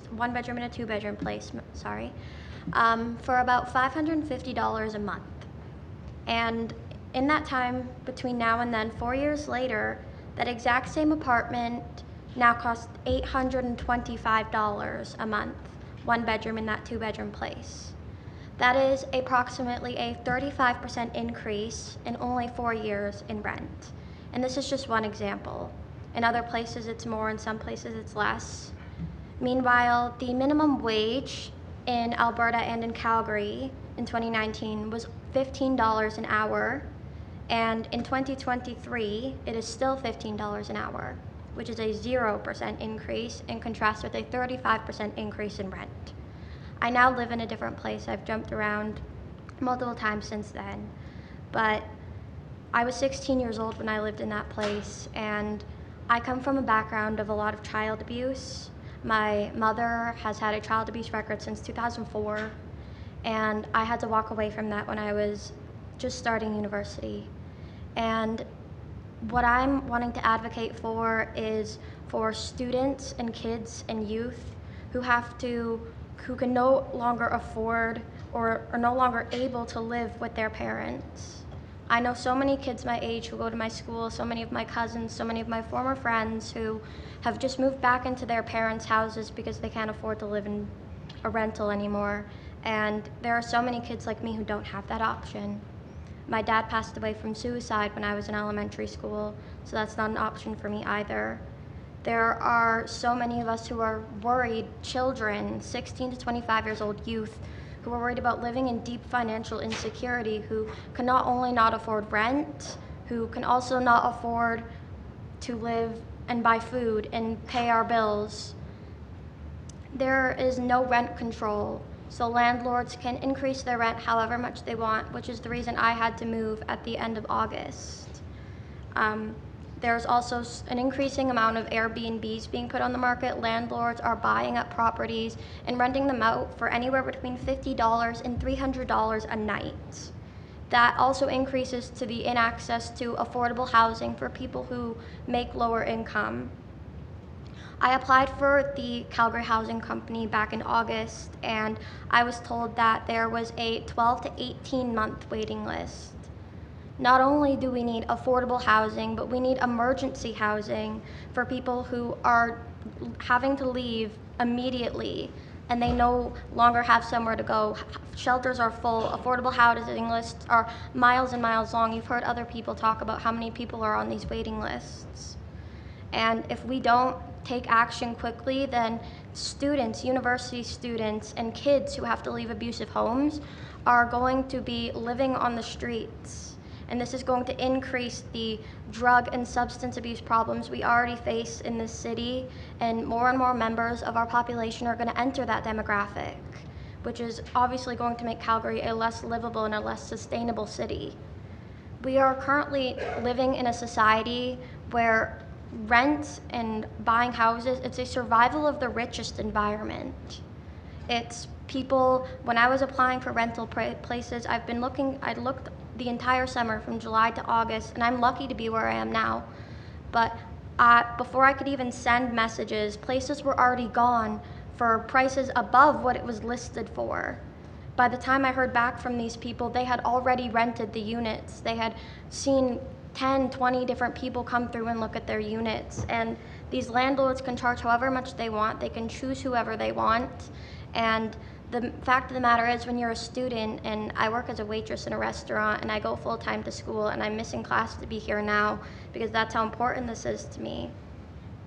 But what's really important to me is that we not only have emergency housing that is safe, that kids and youth don't have to worry about the threat of violence or worry about losing their belongings or having to sleep on the street, but that we actually have a place where people can feel safe, and that rents are affordable, and that we don't have to worry about having drastic increases forcing us to move, and then being told that these waiting lists are years long.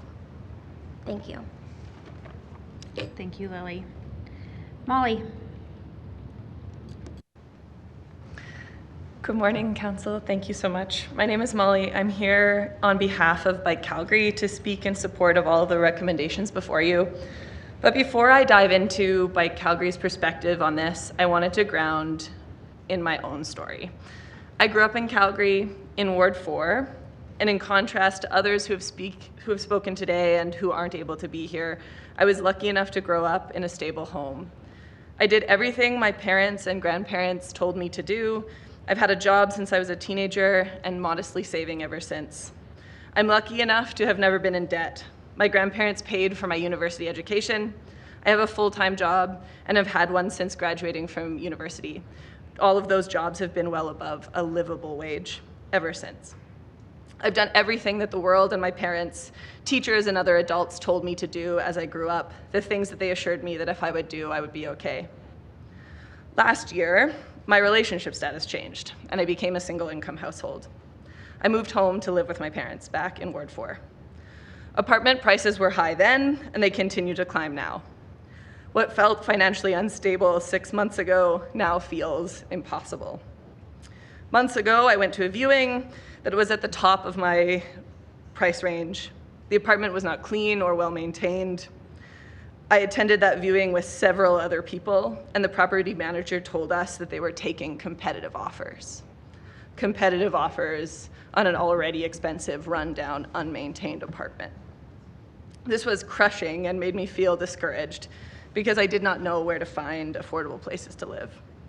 I hear from my peers and speakers yesterday and today that this has just gotten worse and worse. The toll that this type of stressful searching and housing instability has caused for me personally can't be overstated. It's been a very challenging year. Moving home to my parents' basement makes me feel frustrated and embarrassed. I turned 30 this summer, and this is not the life that I imagined for myself, nor the life that I felt I was explained by the adults who told me if I followed these steps, I would be okay. And yet I know I am, without a doubt, one of the luckiest ones. I have the support of a good job, and I know that I will be okay. But I'm fearful for my future and the future of others who face more barriers than I do. Yesterday's stories and today's stories touched me very deeply. I didn't get any of my work done yesterday. I couldn't look away from the stories that were being shared here. And I will be so embarrassed if this city that I love does not do the things that it can do to help address those facing homelessness or housing insecurity. I know that this issue can't be solved exclusively by council, and I know that it's complicated and that there are people in your ridings who don't support these things, and that there is political will that is required to make this action. But these recommendations are a strong start, and they are something that this government can control. Together, I know we can solve this crisis. It will take leadership and integrity, but I believe that that type of leadership exists in this council, and I believe that that type of integrity can be shown. Switch gears a little bit. That's a bike pun because I'm going to talk about Bike Calgary now.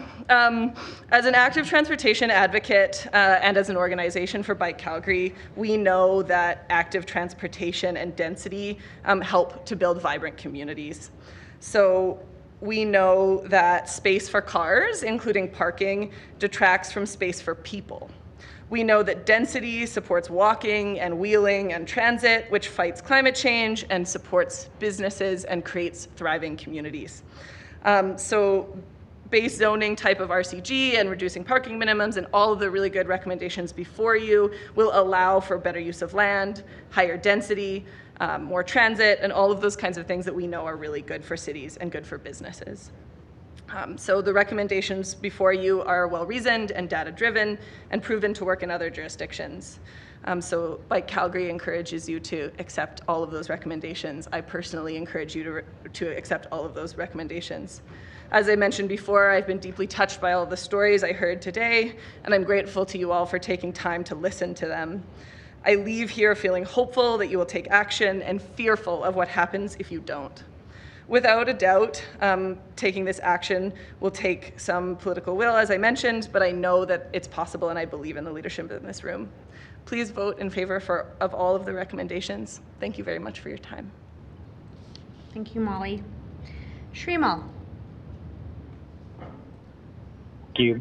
Before I start, I just want to double check that I sent in a picture as of my slide.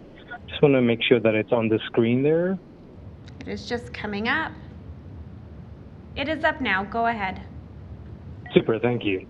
Madam Chair, Mayor Gondik, members of council, I appreciate this opportunity to speak. My name is Srimal Ranasinghe. I work as a planner with Hive Developments in Sustainable Calgary. However, I'm speaking for myself today as a concerned Calgarian, father, and friend.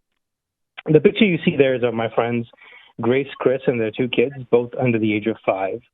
They immigrated and settled down in Calgary about 1.5 years ago and were renting a portion of a bungalow in Bridgeland.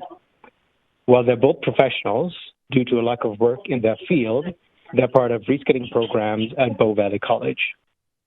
Chris also works night shifts to make ends meet. Back in May, their landlord gave them a generous 4 months' notice as he needed their space for family. Now, despite attending countless rental showings, they couldn't find anything. And on September 1st, we helped their family temporarily move into the basement of a friend's house in a southwest suburb. Now, the 1,600 square foot 4-bedroom house has 4 adults, 5 children under the age of 8, a pet budgie, and a large chocolate Labrador.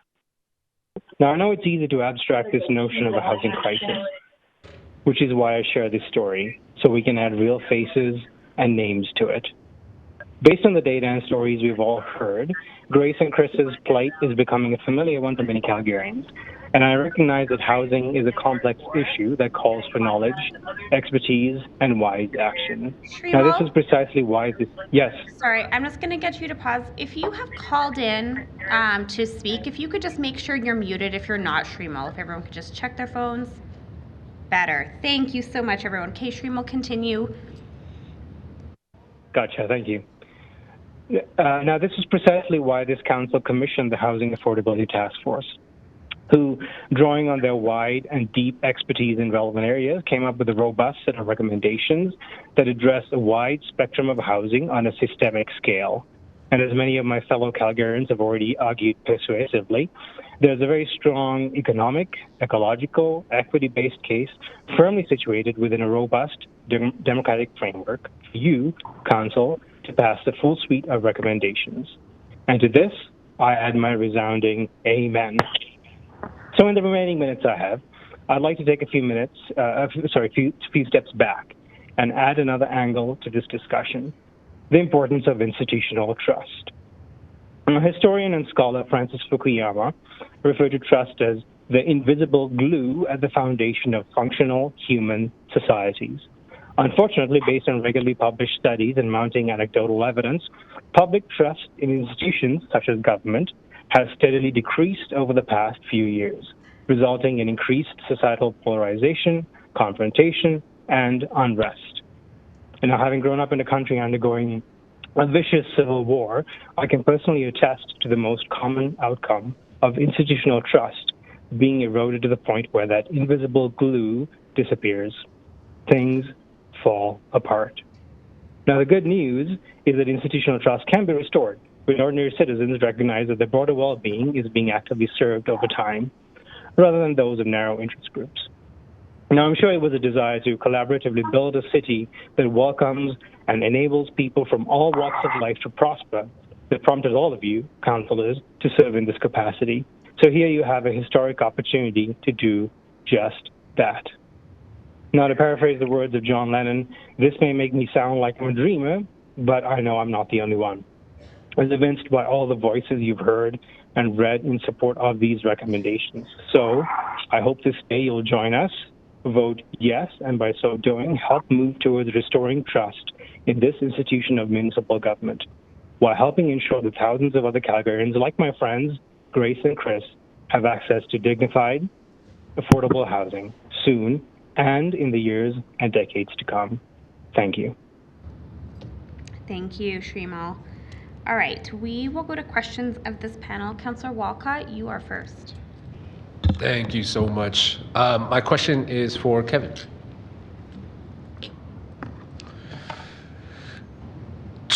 Too often when I'm reading the opposition letters that are coming in against the strategy, there's a differentiation between market housing and affordable housing, that it doesn't acknowledge the relationship between the two. I was wondering if you could comment on something very specific that I often look for in the drop-ins reports, which is how many people slide into homelessness for the first time, and what the primary reasons are for many of these first-time experiences of homelessness, and the short-term nature of it, usually because most people are sliding in and out versus the long-term homelessness, and many people kind of conflict with it. So yeah, just to some of the immediate causes that are driving people to slide into homelessness. Yeah, it's no problem. So, I mean, at the DI itself, we see an average about 100 new people into homelessness a month. Like I said, in August, we've seen about a 20% increase just in August alone. And what we're hearing right now is a lot of rent increase evictions, which we're calling it. You know, it's mostly the lack of ability to pay rent is why individuals are coming to the DI right now. And then, like, you know, a year ago when we were sitting at 6% vacancy, someone that may have started to get to that stage, we had the ability to support them to find other housing. With that 0% vacancy, we don't have that. We have a preventive services program now where we go out and try to support individuals. It's almost come to a complete stop because we don't have anywhere to put people. So the number one reason that we see individuals fall into homelessness is the being unable to afford their housing. With the last kind of year has been intense with regards to rental increases, and you mentioned your commentary around the lack of stock. what is your expectation around the escalation of people that you'll end up seeing to be inside the drop-in center because of the fact that we don't have an additional market supply to actually transition people out of homelessness at this current moment? Do you anticipate that there will be an escalation because you don't have the ability to transition people out as quickly as you might have been able to do a year ago, 2 years ago, 10 years ago? 100%. I'm incredibly worried. Madam Chair, you spoke about not sleeping last night. It's one of the things that keeps me up at night is I have no idea what's going to happen this winter. On average, over the past number of years, we've seen 100 to 120 people per year that come in the winter. That's going to push us up around the 700 mark. I've spoke to my colleagues at other shelters over the last couple of days. They're all sitting at max capacity. We will see a dramatic increase. We are already seeing it. And one of the aspects of the DI is that housing focused work. And what we try to do is open up that back door by giving people housing. Not only housing, we do connections and natural supports and relocations and all those other things that can have a person end their homelessness. But if we can't open that back door,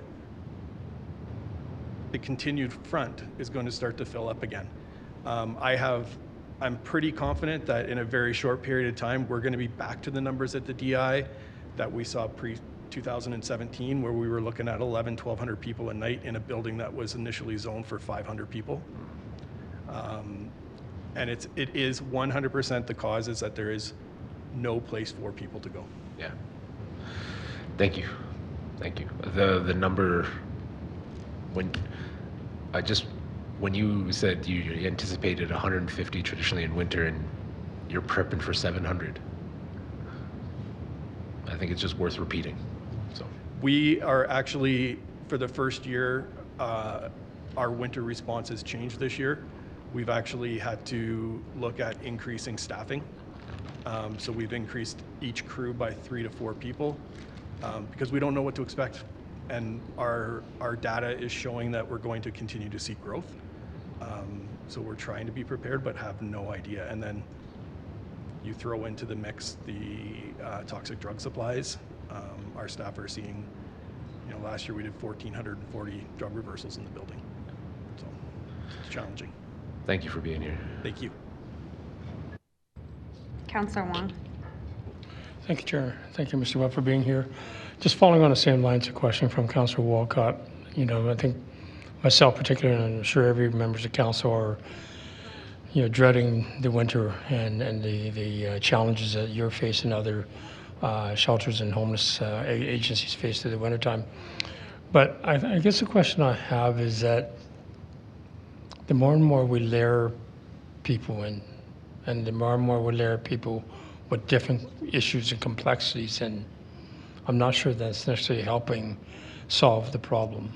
And what I guess maybe what I'm getting at is there a strategy out there where those are generally in trouble because of rent, because of affordability, because of evictions? Is there a strategy where we can find them shelter that doesn't spiral them into other issues of, mental health or perhaps drug addiction or what? Is there a way we can keep, help them with shelter, but keep them away from the elements? I think that our system of care has some of that in place already. Having shelters that are a higher barrier shelter or like a sober living shelter, having domestic violence shelters, having family shelters, we have that. But if those individual shelters are meeting capacity, as the DI being this massive building, everyone ends up coming to us. So there is some of it in place. Do I think that our shelter system could be better? 100%. There is 100 different ideas out there on different ways that we can do shelter operations. The Provincial Task Force on Housing and Homelessness, one of the recommendations was that no shelter should be over 100 people.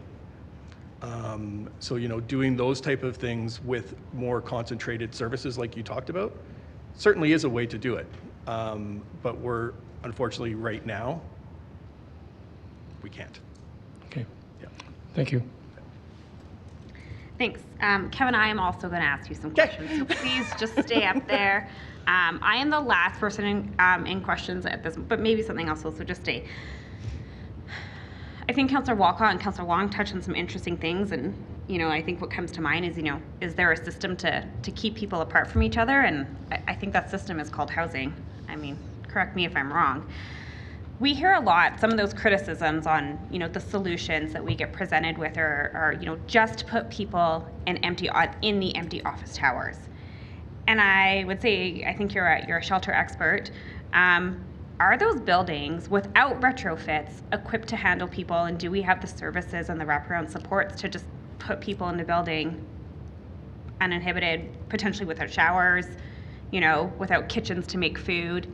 Is it an actual solution, or is it just a lofty idea that seems to make sense but doesn't have all the practicalities? It does not make sense. One of the reasons, and I can go back to COVID. So during the beginning of COVID, when we had to reduce our numbers, we were looking for additional space. We looked at 75 different locations around the city, many of them office spaces. Without retrofitting, they don't work. We don't have shower facilities, hygiene facilities. It's a very challenging environment to even monitor people. I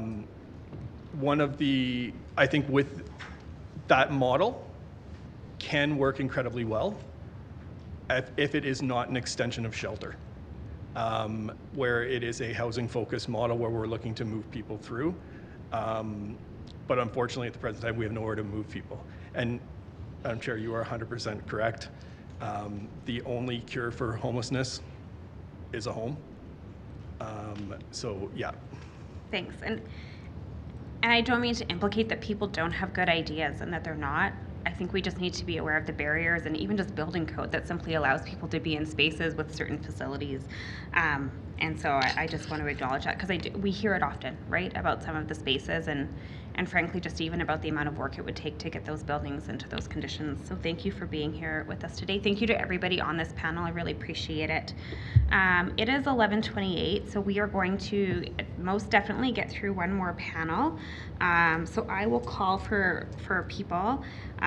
So I'm going to go back on my list a little bit. Kareem Ali, Paul Getty, Amber Cannon,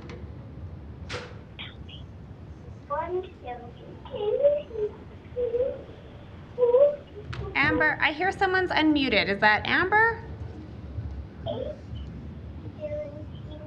Same here. Oh, okay. Amber, I'll go to you first in this panel then, if you just want to mute yourself right now, and then I'll come back to you. Thank you. Jessica Kovacs. Okay, making your way over. Christopher Davis. Don't hear. Abbas Syed. Yes, I'm here. You're online? Okay, I will go to you. You will be third in this panel. Jonas Cornelson. Hello, this is Jonas Cornelson. Can you hear me? I can hear you. You will be fourth in this panel. Claudia Greibel. Not here. Is Max Callback here? Wanda Trytten.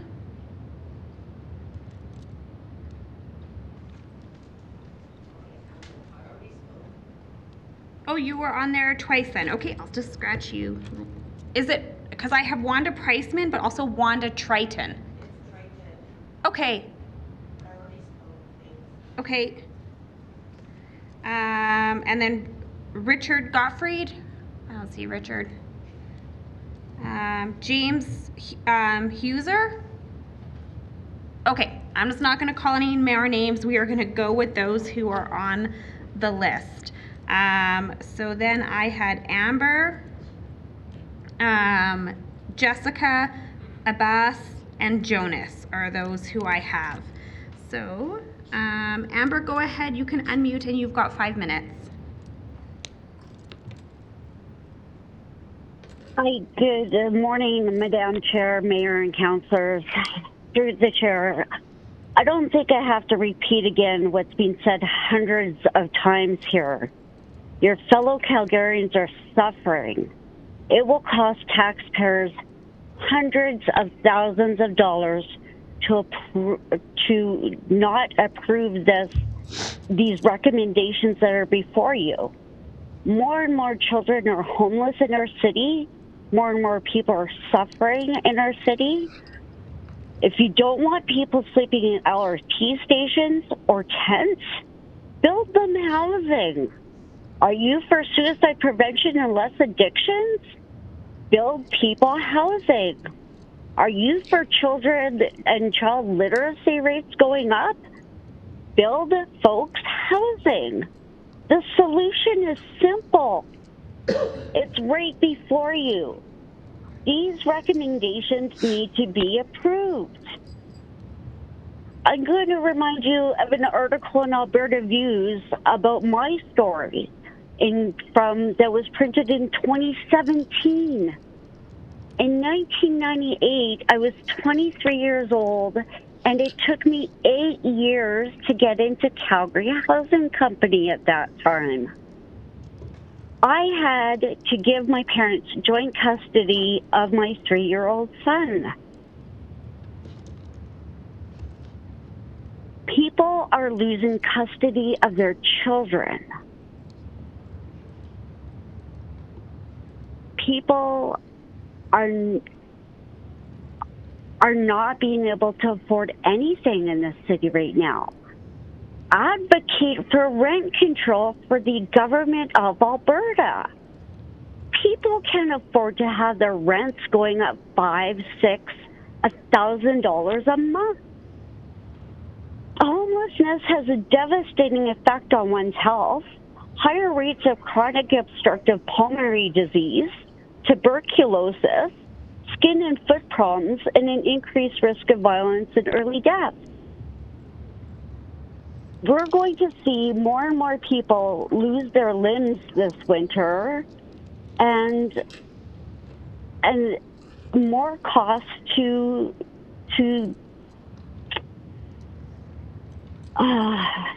Alberta Health Services.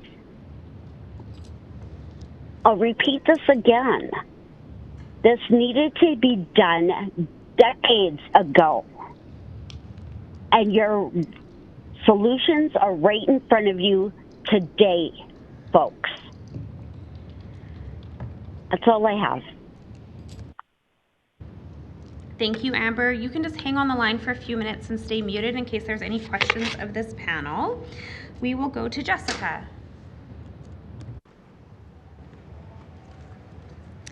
Good morning. My name is Jessica Kovacs, and I have always lived in Calgary. I am a single parent of 2 children, and I have a degree in urban studies from the University of Calgary. I support the Housing Affordability Task Force recommendations because I need affordable housing. After 6 years as a lone parent in a society of 2-income households in a city built for oil and gas, and now add inflation, as a low-income citizen, I cannot take it anymore.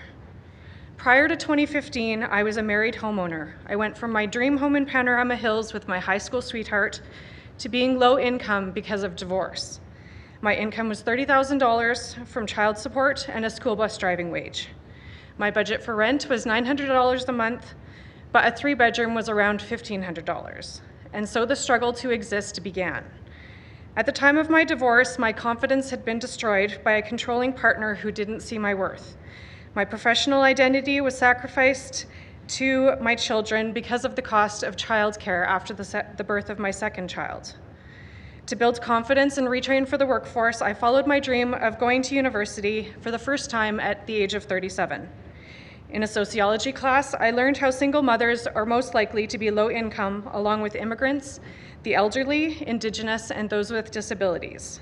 I reflected on how my mother had been low income after her divorce too, despite working full time. It was then I realized that I am part of a cycle of poverty that plagues uneducated women with more responsibilities than resources.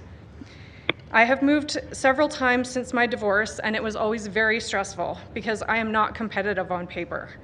My income was a mix of student loans, child support, government benefits, and part-time employment. When I moved 2 years ago, the rental market was hot, and I failed to receive any responses from landlords whom I applied to. Who wants to deal with a single unstable income when there are plenty of two-income families to choose from? The only reason I found housing was because I reached out to a group of friends and got lucky. My place is adequate but small. I share a bathroom with my kids, and I rent off-site storage because there isn't enough space to keep our seasonal items.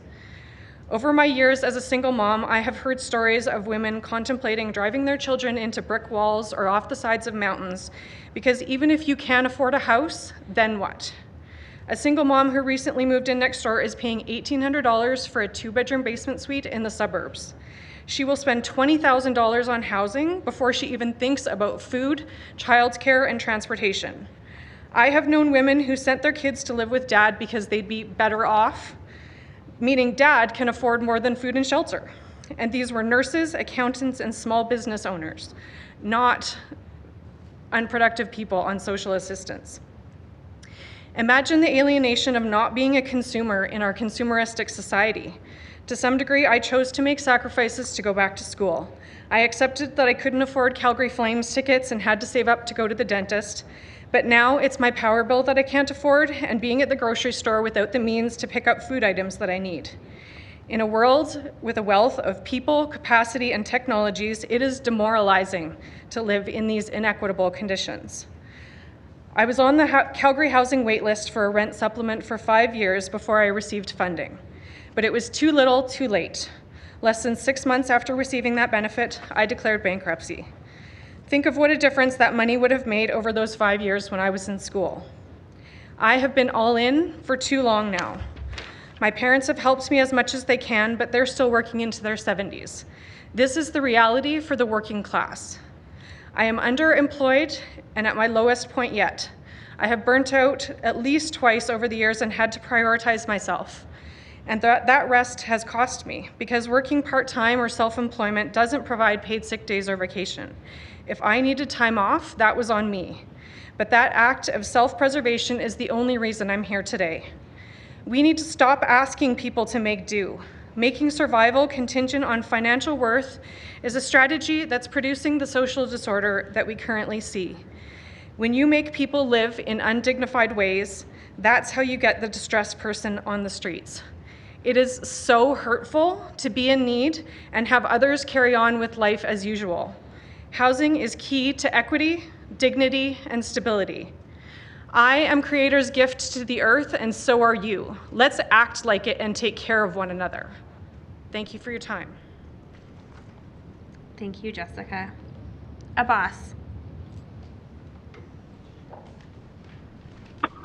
Thank you very much. My name is Abbas Syed. I'm an accountant. I've lived 9 years in Mississauga, 10 years in Edmonton. I've moved to Calgary a year ago, and the rental market compared to Edmonton is crazy since last year. I might be moving back to Edmonton next year because it's just ridiculous here. One of my suggestions would be that at the moment, all the city government, they sell their land directly to big developers. So acres are being sold for $1 million, and they've been waiting for $1 billion developers to be developed. My suggestion would be to sell those land directly to the landowners so that they can build at their own expense. This will drastically reduce their land cost per square foot. A small example would be that at this moment, city of Calgary is selling 22 acres for $16 million, which comes to around $16 per square foot. If all of the land is not livable, still the cost of the land per square foot comes to like $18. just imagine if you sell that land to a landowner directly for even $100,000 for land that is around 1,000 square feet, he or she will be able to develop their own property per their affordability. Unfortunately, at the moment, I'm driving to drop my son to school, and I don't have the numbers in front of me, which I had prepared. But living in a Skyview area, we don't have bus services, and we are on wait list, so that's one of the issues living in the deep northeast we are facing. So thank you very much. Thank you, Abbas, for calling in. Jonas. Hello, my name is Jonas Cornelson. I live in Ward 7. Thank you for taking the time to listen to Calgarians today, many of whom are asking you to pass the housing strategy and get to work with implementation. People need housing now, and we should never forget that. But I also want to talk a little bit about what the housing strategy will do for our city in the long term, especially the shift to default RCG zoning across the city. I realize this one is controversial. Plenty of Calgarians don't mind the idea of more people living nearby, but over and over we hear the cry, "Won't someone think of the parking?" And I'm not trying to be dismissive. This fear makes perfect sense in the city that we have now, where, like it or not, the car is king and parking is paramount. To me, the shift to RCG zoning represents the city we will gradually become over the next 30 years. Because, if it's done right, in addition to easing current pressures, the housing strategy will spur incremental changes that work alongside other city policies like the climate strategy and especially Route Ahead, the 30-year transit strategic plan. I've read through the Route Ahead strategy, and frankly, it makes me quite excited because its gradual implementation will allow more and more households in Calgary to go from 2 cars to 1, or maybe sell the car and do most daily trips by transit or bike using car sharing when the need comes up. This also increases affordability because you're not spending as much on transportation. Now, I realize this is not a hearing on Route Ahead. That has been passed. Thank you for that. But I bring it up because that is the kind of policy that is going to make the gentle density of RCG such an amazing success over time. We are not nearly there yet with transit, but the gradual changes from all these connected strategies are what will make our city a place with more choice. More choice of what kind of housing to build, what kind to live in, and how to get around. And yes, these choices will still include single-family homes and cars for those who want them. Those aren't going away. I'll close by emphasizing 2 words that I've mentioned, gentle and gradual. RCG zoning does not mean high-rises everywhere, nor will it bring massive changes all at once. I would be extremely surprised if the $1 million single-family homes that just went up across the street from my fourplex in Tuxedo Park were torn down next year because the new owners could now build a townhouse instead. But if single-family remains the easiest kind of housing to build in Calgary, I don't think I'll be living here much longer. There won't be enough places that I could afford. Councillors, you have before you a set of practical recommendations to ease the short-term challenges many Calgarians are facing and set us up for success in the long term so we don't have to keep coming back to these issues. Please do the right thing, even if not all parts of them are easy or popular, and pass the housing strategy. Thank you. Thank you, Jonas. Okay, that was all the panelists for this one. So just double checking that there's no questions. And I haven't missed anyone. I'm pretty sure I didn't. Okay, we are good. So no Councillor McLean, go ahead. Yeah, sorry, Chair. I just had, I heard you call Richard Gotfried out earlier, and apparently he is ready to speak now. I don't know how that works, if you guys can check and see if he's on the line. Or if you can just wait. He thought he was on panel 25, and this was 23, so. Well, we're moving, not everyone's making it for every panel, so we're trying to get as 5 people as we can. Richard, are you on the line? Yes, I am. Okay, well, I'll add you in at the end of this panel. Go ahead. Okay, thank you. I appreciate this opportunity and a little acceleration on the list. So my name is Richard Gotfried. I'm a former MLA, 8 years service in the legislature. I spent 12 years in the home building industry, so I'm fairly familiar with the sector. I was also instrumental in creating Calgary's first attainable home ownership program back as early as 2007 when we were first working upon that. So I'm quite familiar with it. I'm also a resident of a residential community in Southeast Calgary and an R1 community at this point in time, and have been listening closely to our residents here, including some fairly significant pushback a number of years ago that Councillor Demong is fairly aware of. What we have to take a look at is that there's property rights here. They go both ways, and we need to respect those diverse opinions across this city. We have a lot of talk, obviously, in the building industry about NIMBYism, and the goal I've always driven towards, when we were actually launching the Attainable Home Ownership Program, there's a lot of pushback and NIMBYism, and our job was to turn the NIMBYs into YIMBYs. But it's not about forcing things upon people. It's not about demonizing people's opinions with respect to this. It's about respecting each other, and I think moving forward in a respectful manner where everybody's opinions are valued. I think there's an opportunity for a transition in the secondary suite market. I have spoken in the past to a number of different councillors, some current and some prior, about some of the opportunities to help to create and convince people that there's an opportunity to create vibrant, healthy, and inclusive communities. So I think that that's something we have to take a look at here. I am in favor of many of the pieces of the task force, but I think we also have to be very respectful and mindful that we don't polarize people on these issues here as we bring people forward and allow them to understand that there's an opportunity for transition. The suggestion that I've made in the past, and it's actually resonated with some people who seem to be dead set against secondary suites, is rather than attaching the approval for a secondary suite to the dwelling, attach it to the current owner, whereby if you do so, I think you can bring forward some opportunities where the owner has to be the primary resident and that they can then bring a secondary suite. That resonates with people from a common sense perspective, whereby we can have, for instance, a senior who needs a bit of a fixed income helper, perhaps someone to mow the lawn, shovel the walks in the wintertime. It will help them to lead a better life within the community that they choose. The other part could be to bring newcomers into the community where we have schools and other amenities, parks, developed and well-established communities, to allow those people to come in and have a mortgage helper in the basement, to perhaps bring in younger children back into the older communities. And that could be a couple with children as well who want access to those amenities that we have in this great city.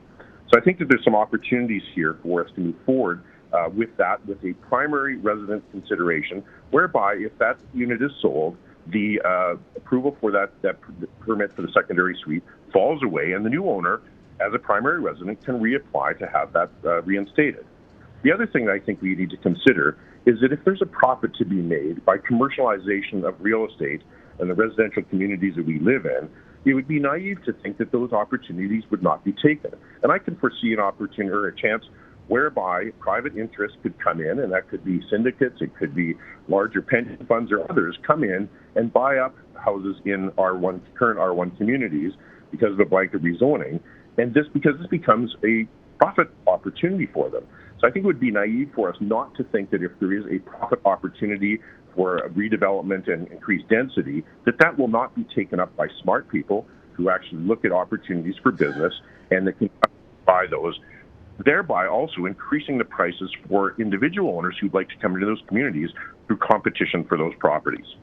So I am in favor, and I really want to thank the task force members and the recommendations that have been made, but I also want us to be respectful of different opinions across the city. Yes, we need to have more housing. We're behind.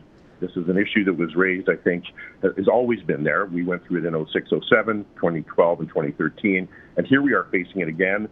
We are perhaps the victims of our own success because Alberta has been calling and people are coming, and we need to address that in a timely manner. Thank you. Thank you, Richard. There are some questions of this panel. Councillor Walcott, you're first. This one's for Richard. Thank you for being here, and also thank you for your service.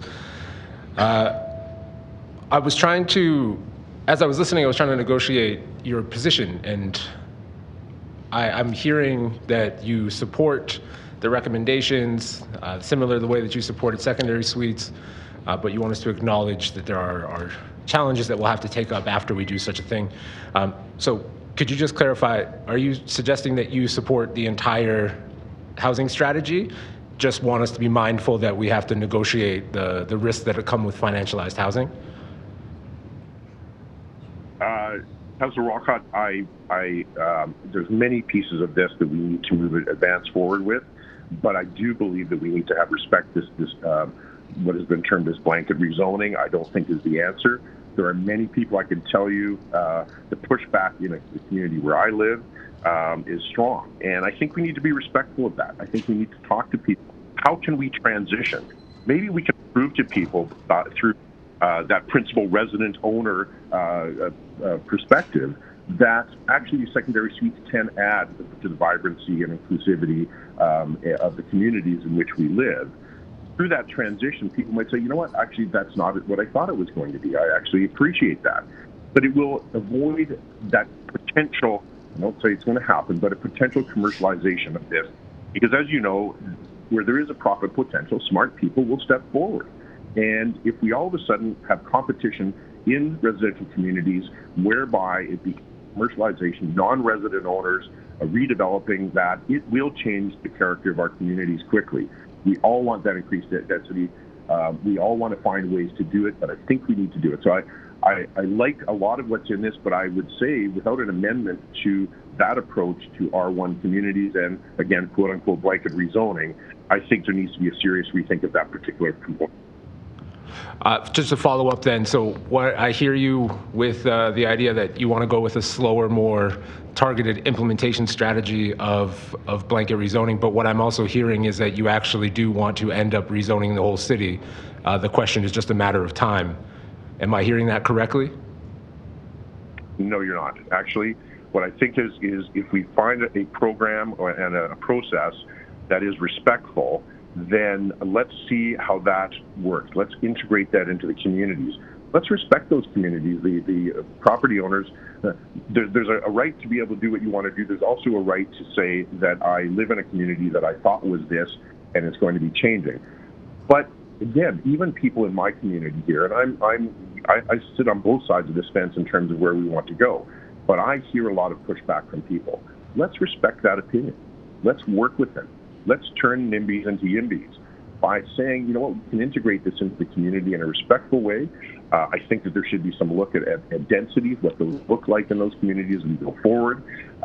So I do not agree with a blanket rezoning. I don't necessarily say that it will eventually lead to that blanket rezoning, again, using that quote unquote, but that we need to find ways to bring people forward to ensure that there's a greater diversity of housing types, that we use fallow land within communities to build more multifamily. I have an example of it right here in Parkland where I live, which is there's big pushback on redevelopment of a strip mall. It is a wonderful place for people to age in community, which I've had done a lot of work around as chair of the continuing care, the facility-based continuing care review. So I think we need to develop that, but I think we can do it in a collaborative and respectful manner. Thank you. Final question for you is, or maybe final, it depends on your answer. You mentioned that there's, of course, property rights, and then other people have a right to determine, what happens in their community. Can you explain to me where that's defined? Is that in the charter? Is there somewhere where I can specify where someone has a right to decide what someone else does with their property? No, it's you know what, we have current zoning, Councillor Walcott, and those actually define what people thought they were buying into. There's always arguments across both sides of this discussion that, well, I own it, I should be able to do what I want with it. But that doesn't actually respect some of the realities of pre-existing zoning, whereby people say, well, hold on here a minute, do I not have the rights to say that this is what I purchased and you're going to change it? So there's two sides. Well, no one can say that because no one can change your property if you purchased it.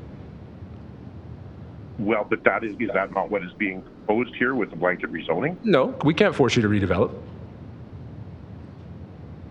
But what about my neighbor? Well, you can't force them to redevelop, and you can also force them not to redevelop. That's the purpose of the right versus an expectation. That's the question I'm asking for clarification. Is that what zoning is all about, though? Zoning is about potential, not a demand to do something. Yeah, well, you know what? If we put in a program where it says if you as a principal resident owner would like to put in a secondary suite to help you because you're a senior citizen on a fixed income, or a young person with children that would like to have access, closer access to that school, and you need a bit of a mortgage helper, which many people will need in this environment, then I think that is palatable. Okay, so you would like us to pursue a route where we create restrictions on your individual property rights?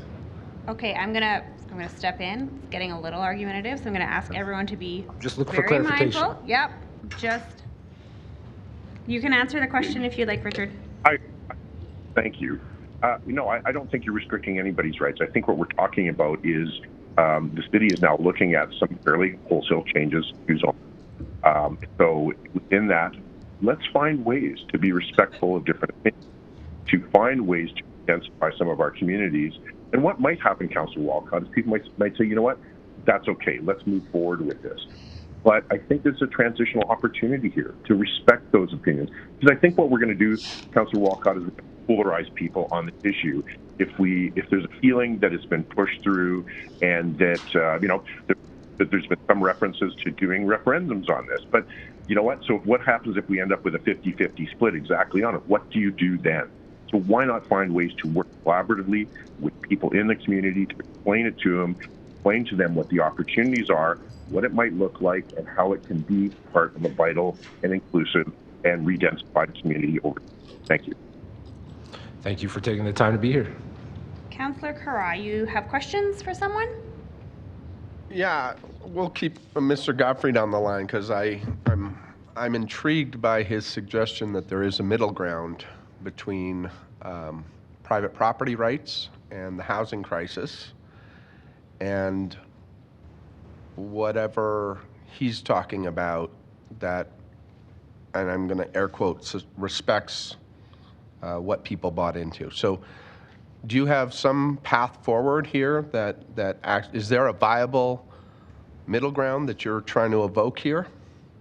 And in the absence of a middle ground, which action should this council take? Yeah, thank you, Councillor Craw, and I appreciate everybody's thoughtfulness on this issue. It's just, to me, it's a fairly simple concept that I brought forward. I've discussed it in the past with a number of individuals, but there's a lot of pushback in my community, and I brought forward the idea that you can apply for a secondary permit as a principal resident owner. It changes the nature of this significantly because it does not become a commercial opportunity. It becomes a mortgage helper for a fixed income senior. It becomes a mortgage helper for a young family who's coveted or desired to live in a community that otherwise they would not be allowed to or could not afford to, quite frankly. And so I think that's one component of it is there's a whole difference. I think you would all agree that if you have a principal resident owner there, that is a revenue opportunity, but it's not a commercialized redevelopment opportunity. I'm not saying that should not happen in certain parts of the city, but why not listen to the people that have concerns about this and move forward with an amended approach to this, which says that we can do this in a manner that respects all opinions of it. We can find ways to do it where there's some protection or some transition to this, and maybe over time we prove to people, that's secondary fine. I'm okay with us moving forward.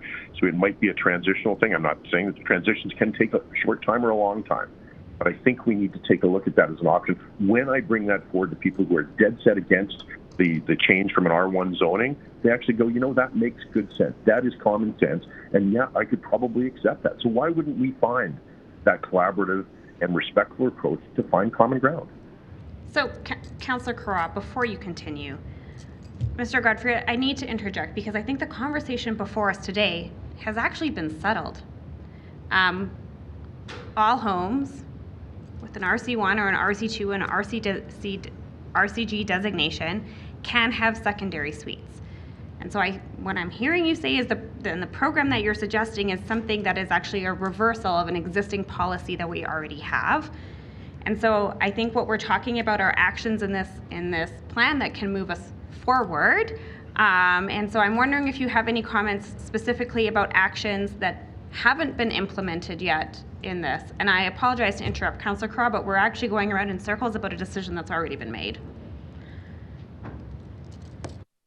Councillor Croft, if you have another question for Mr. Gotfried, that is not related to secondary suites or perhaps the incentive for secondary suites that is in the plan, but on who can and cannot have a secondary suite, that decision has been made. We are past that. Mr. Gotfried has spent a lot of time in the legislature, and municipal governments are creatures of the legislature, and we do not have the right to regulate users as granted by the legislator, only the use. So I'm confused about the overstep that probably occurs when we get so deep into who the user is as opposed to the use, which we have the regulatory power to control. Having said all of that, can you square what you're saying with the platforms of both federal parties, particularly the Conservative Party, which you, I imagine, are a card-carrying member of? This is not about politics, Councillor Craw. I am a long-time, actually born and raised resident of Calgary. I am looking at this from, and again, there's pre-existing legislation or bylaws that you have in place in zoning. You know what? I'm listening to people in my community as a resident, not as a politician, not as a former politician, not as someone aligned with any political party. I just think, you know what, sometimes when we go down paths, we need to take a look at them. When we see significant pushback in communities, we don't want to go to a referendum and find out where that takes us. The opportunity for collaboration, respect, and to find ways to move forward, to move people along is something we should always look at. What we've done in the past is not always perfect. Sometimes we need to take a look at that, and we need to take a look at how we address that. And Chair, I understand exactly what you're saying. Obviously, we have permits being applied for right in Calgary now. They happen to be resident in my community. So that's fine. I think people, as they understand that, it's fine. You know what? It's never too late to rethink how we're approaching things. Thank you. I have no further questions. Councillor Meehan.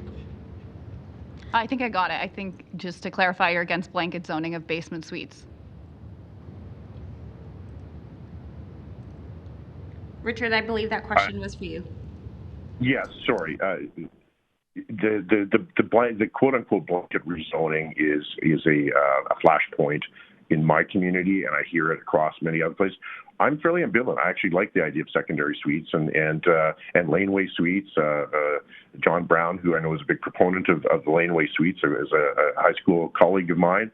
I think that there's many different opportunities. We should look at every one of them. We should bring them forward. But there's a lot of pushback, and I just think to potentially bulldoze this through, I hate to use that term, but to push this through where there's significant opposition. I'm a bit tired of polarization in politics. Let's find ways to avoid it. Okay, thank you. That's all my questions. Councillor McLean. Thank you, Chair. Yeah, I'll be quick here because we're on lunch hour. Thanks for your input, Mr. Gotfried. So to clarify, we're talking a lot about secondary suites, which I think we're all good with that. We're all good with extra density. But if I were to understand you correctly, you're okay with density, not just only secondary suites, but transit, but maybe not in maybe single-family homes. The upzoning where you could have, you're talking about your neighbors you're consulting with, a fourplex or a sixplex or row housing in that neighborhood. That's, I think, where you're kind of going with, if we were to nail down not just density on transit-oriented areas or community corridors. It's just in the heart of single-family homes or communities. That's correct, Councillor McLean. I think that there's ways to evolve communities. Again, I referenced in Parkland a huge pushback 20 years ago now for redevelopment of a strip mall site that has become a huge opportunity for downsizing within the community. We see in my former constituency on Lake Fraser Drive significant condominium development there, which I think has been excellent. I think we have to look at all land opportunities, city-owned land, provincially owned land, federally owned land, how to do that, how to find ways within communities to increase density. Aging in community is a big issue. I think that that's something that should be very much part of this. How do we find ways to age people in community, perhaps get them out of their too large homes and where we have schools and other amenities. Transit-oriented development, of course, is a huge opportunity for us and where we should be putting a huge focus as well. But what I'm saying is there's a lot of angst. We see it in many of the submissions from R1 communities, formerly R1 communities, and I think we just need to be respectful and find ways to work through that, where we can have, that NIMBYism can turn into a YIMBYism. We go, yeah, that's okay. It's working well in our community. Look at that. My neighbors are wonderful people. You can have great renters and great owners as neighbors, and so that's not the issue here. The issue is how do we actually convince people that the transition of these communities and the redensification of the communities is a good thing for everyone. Thank you. Thank you, Mr. Gotfried, and thank you for your service. Okay, that takes us to lunch. It is 12:06 and we have lots of a day before us, so I'm going to ask that we come back for 12:45. When we come back, just so the public knows, we are sort of fluctuating between panels 25, 26, and 27 as I try to make up panels of 5 people. So we will come back at 12:45 and continue listening to the public and the wonderful stories. Thank you.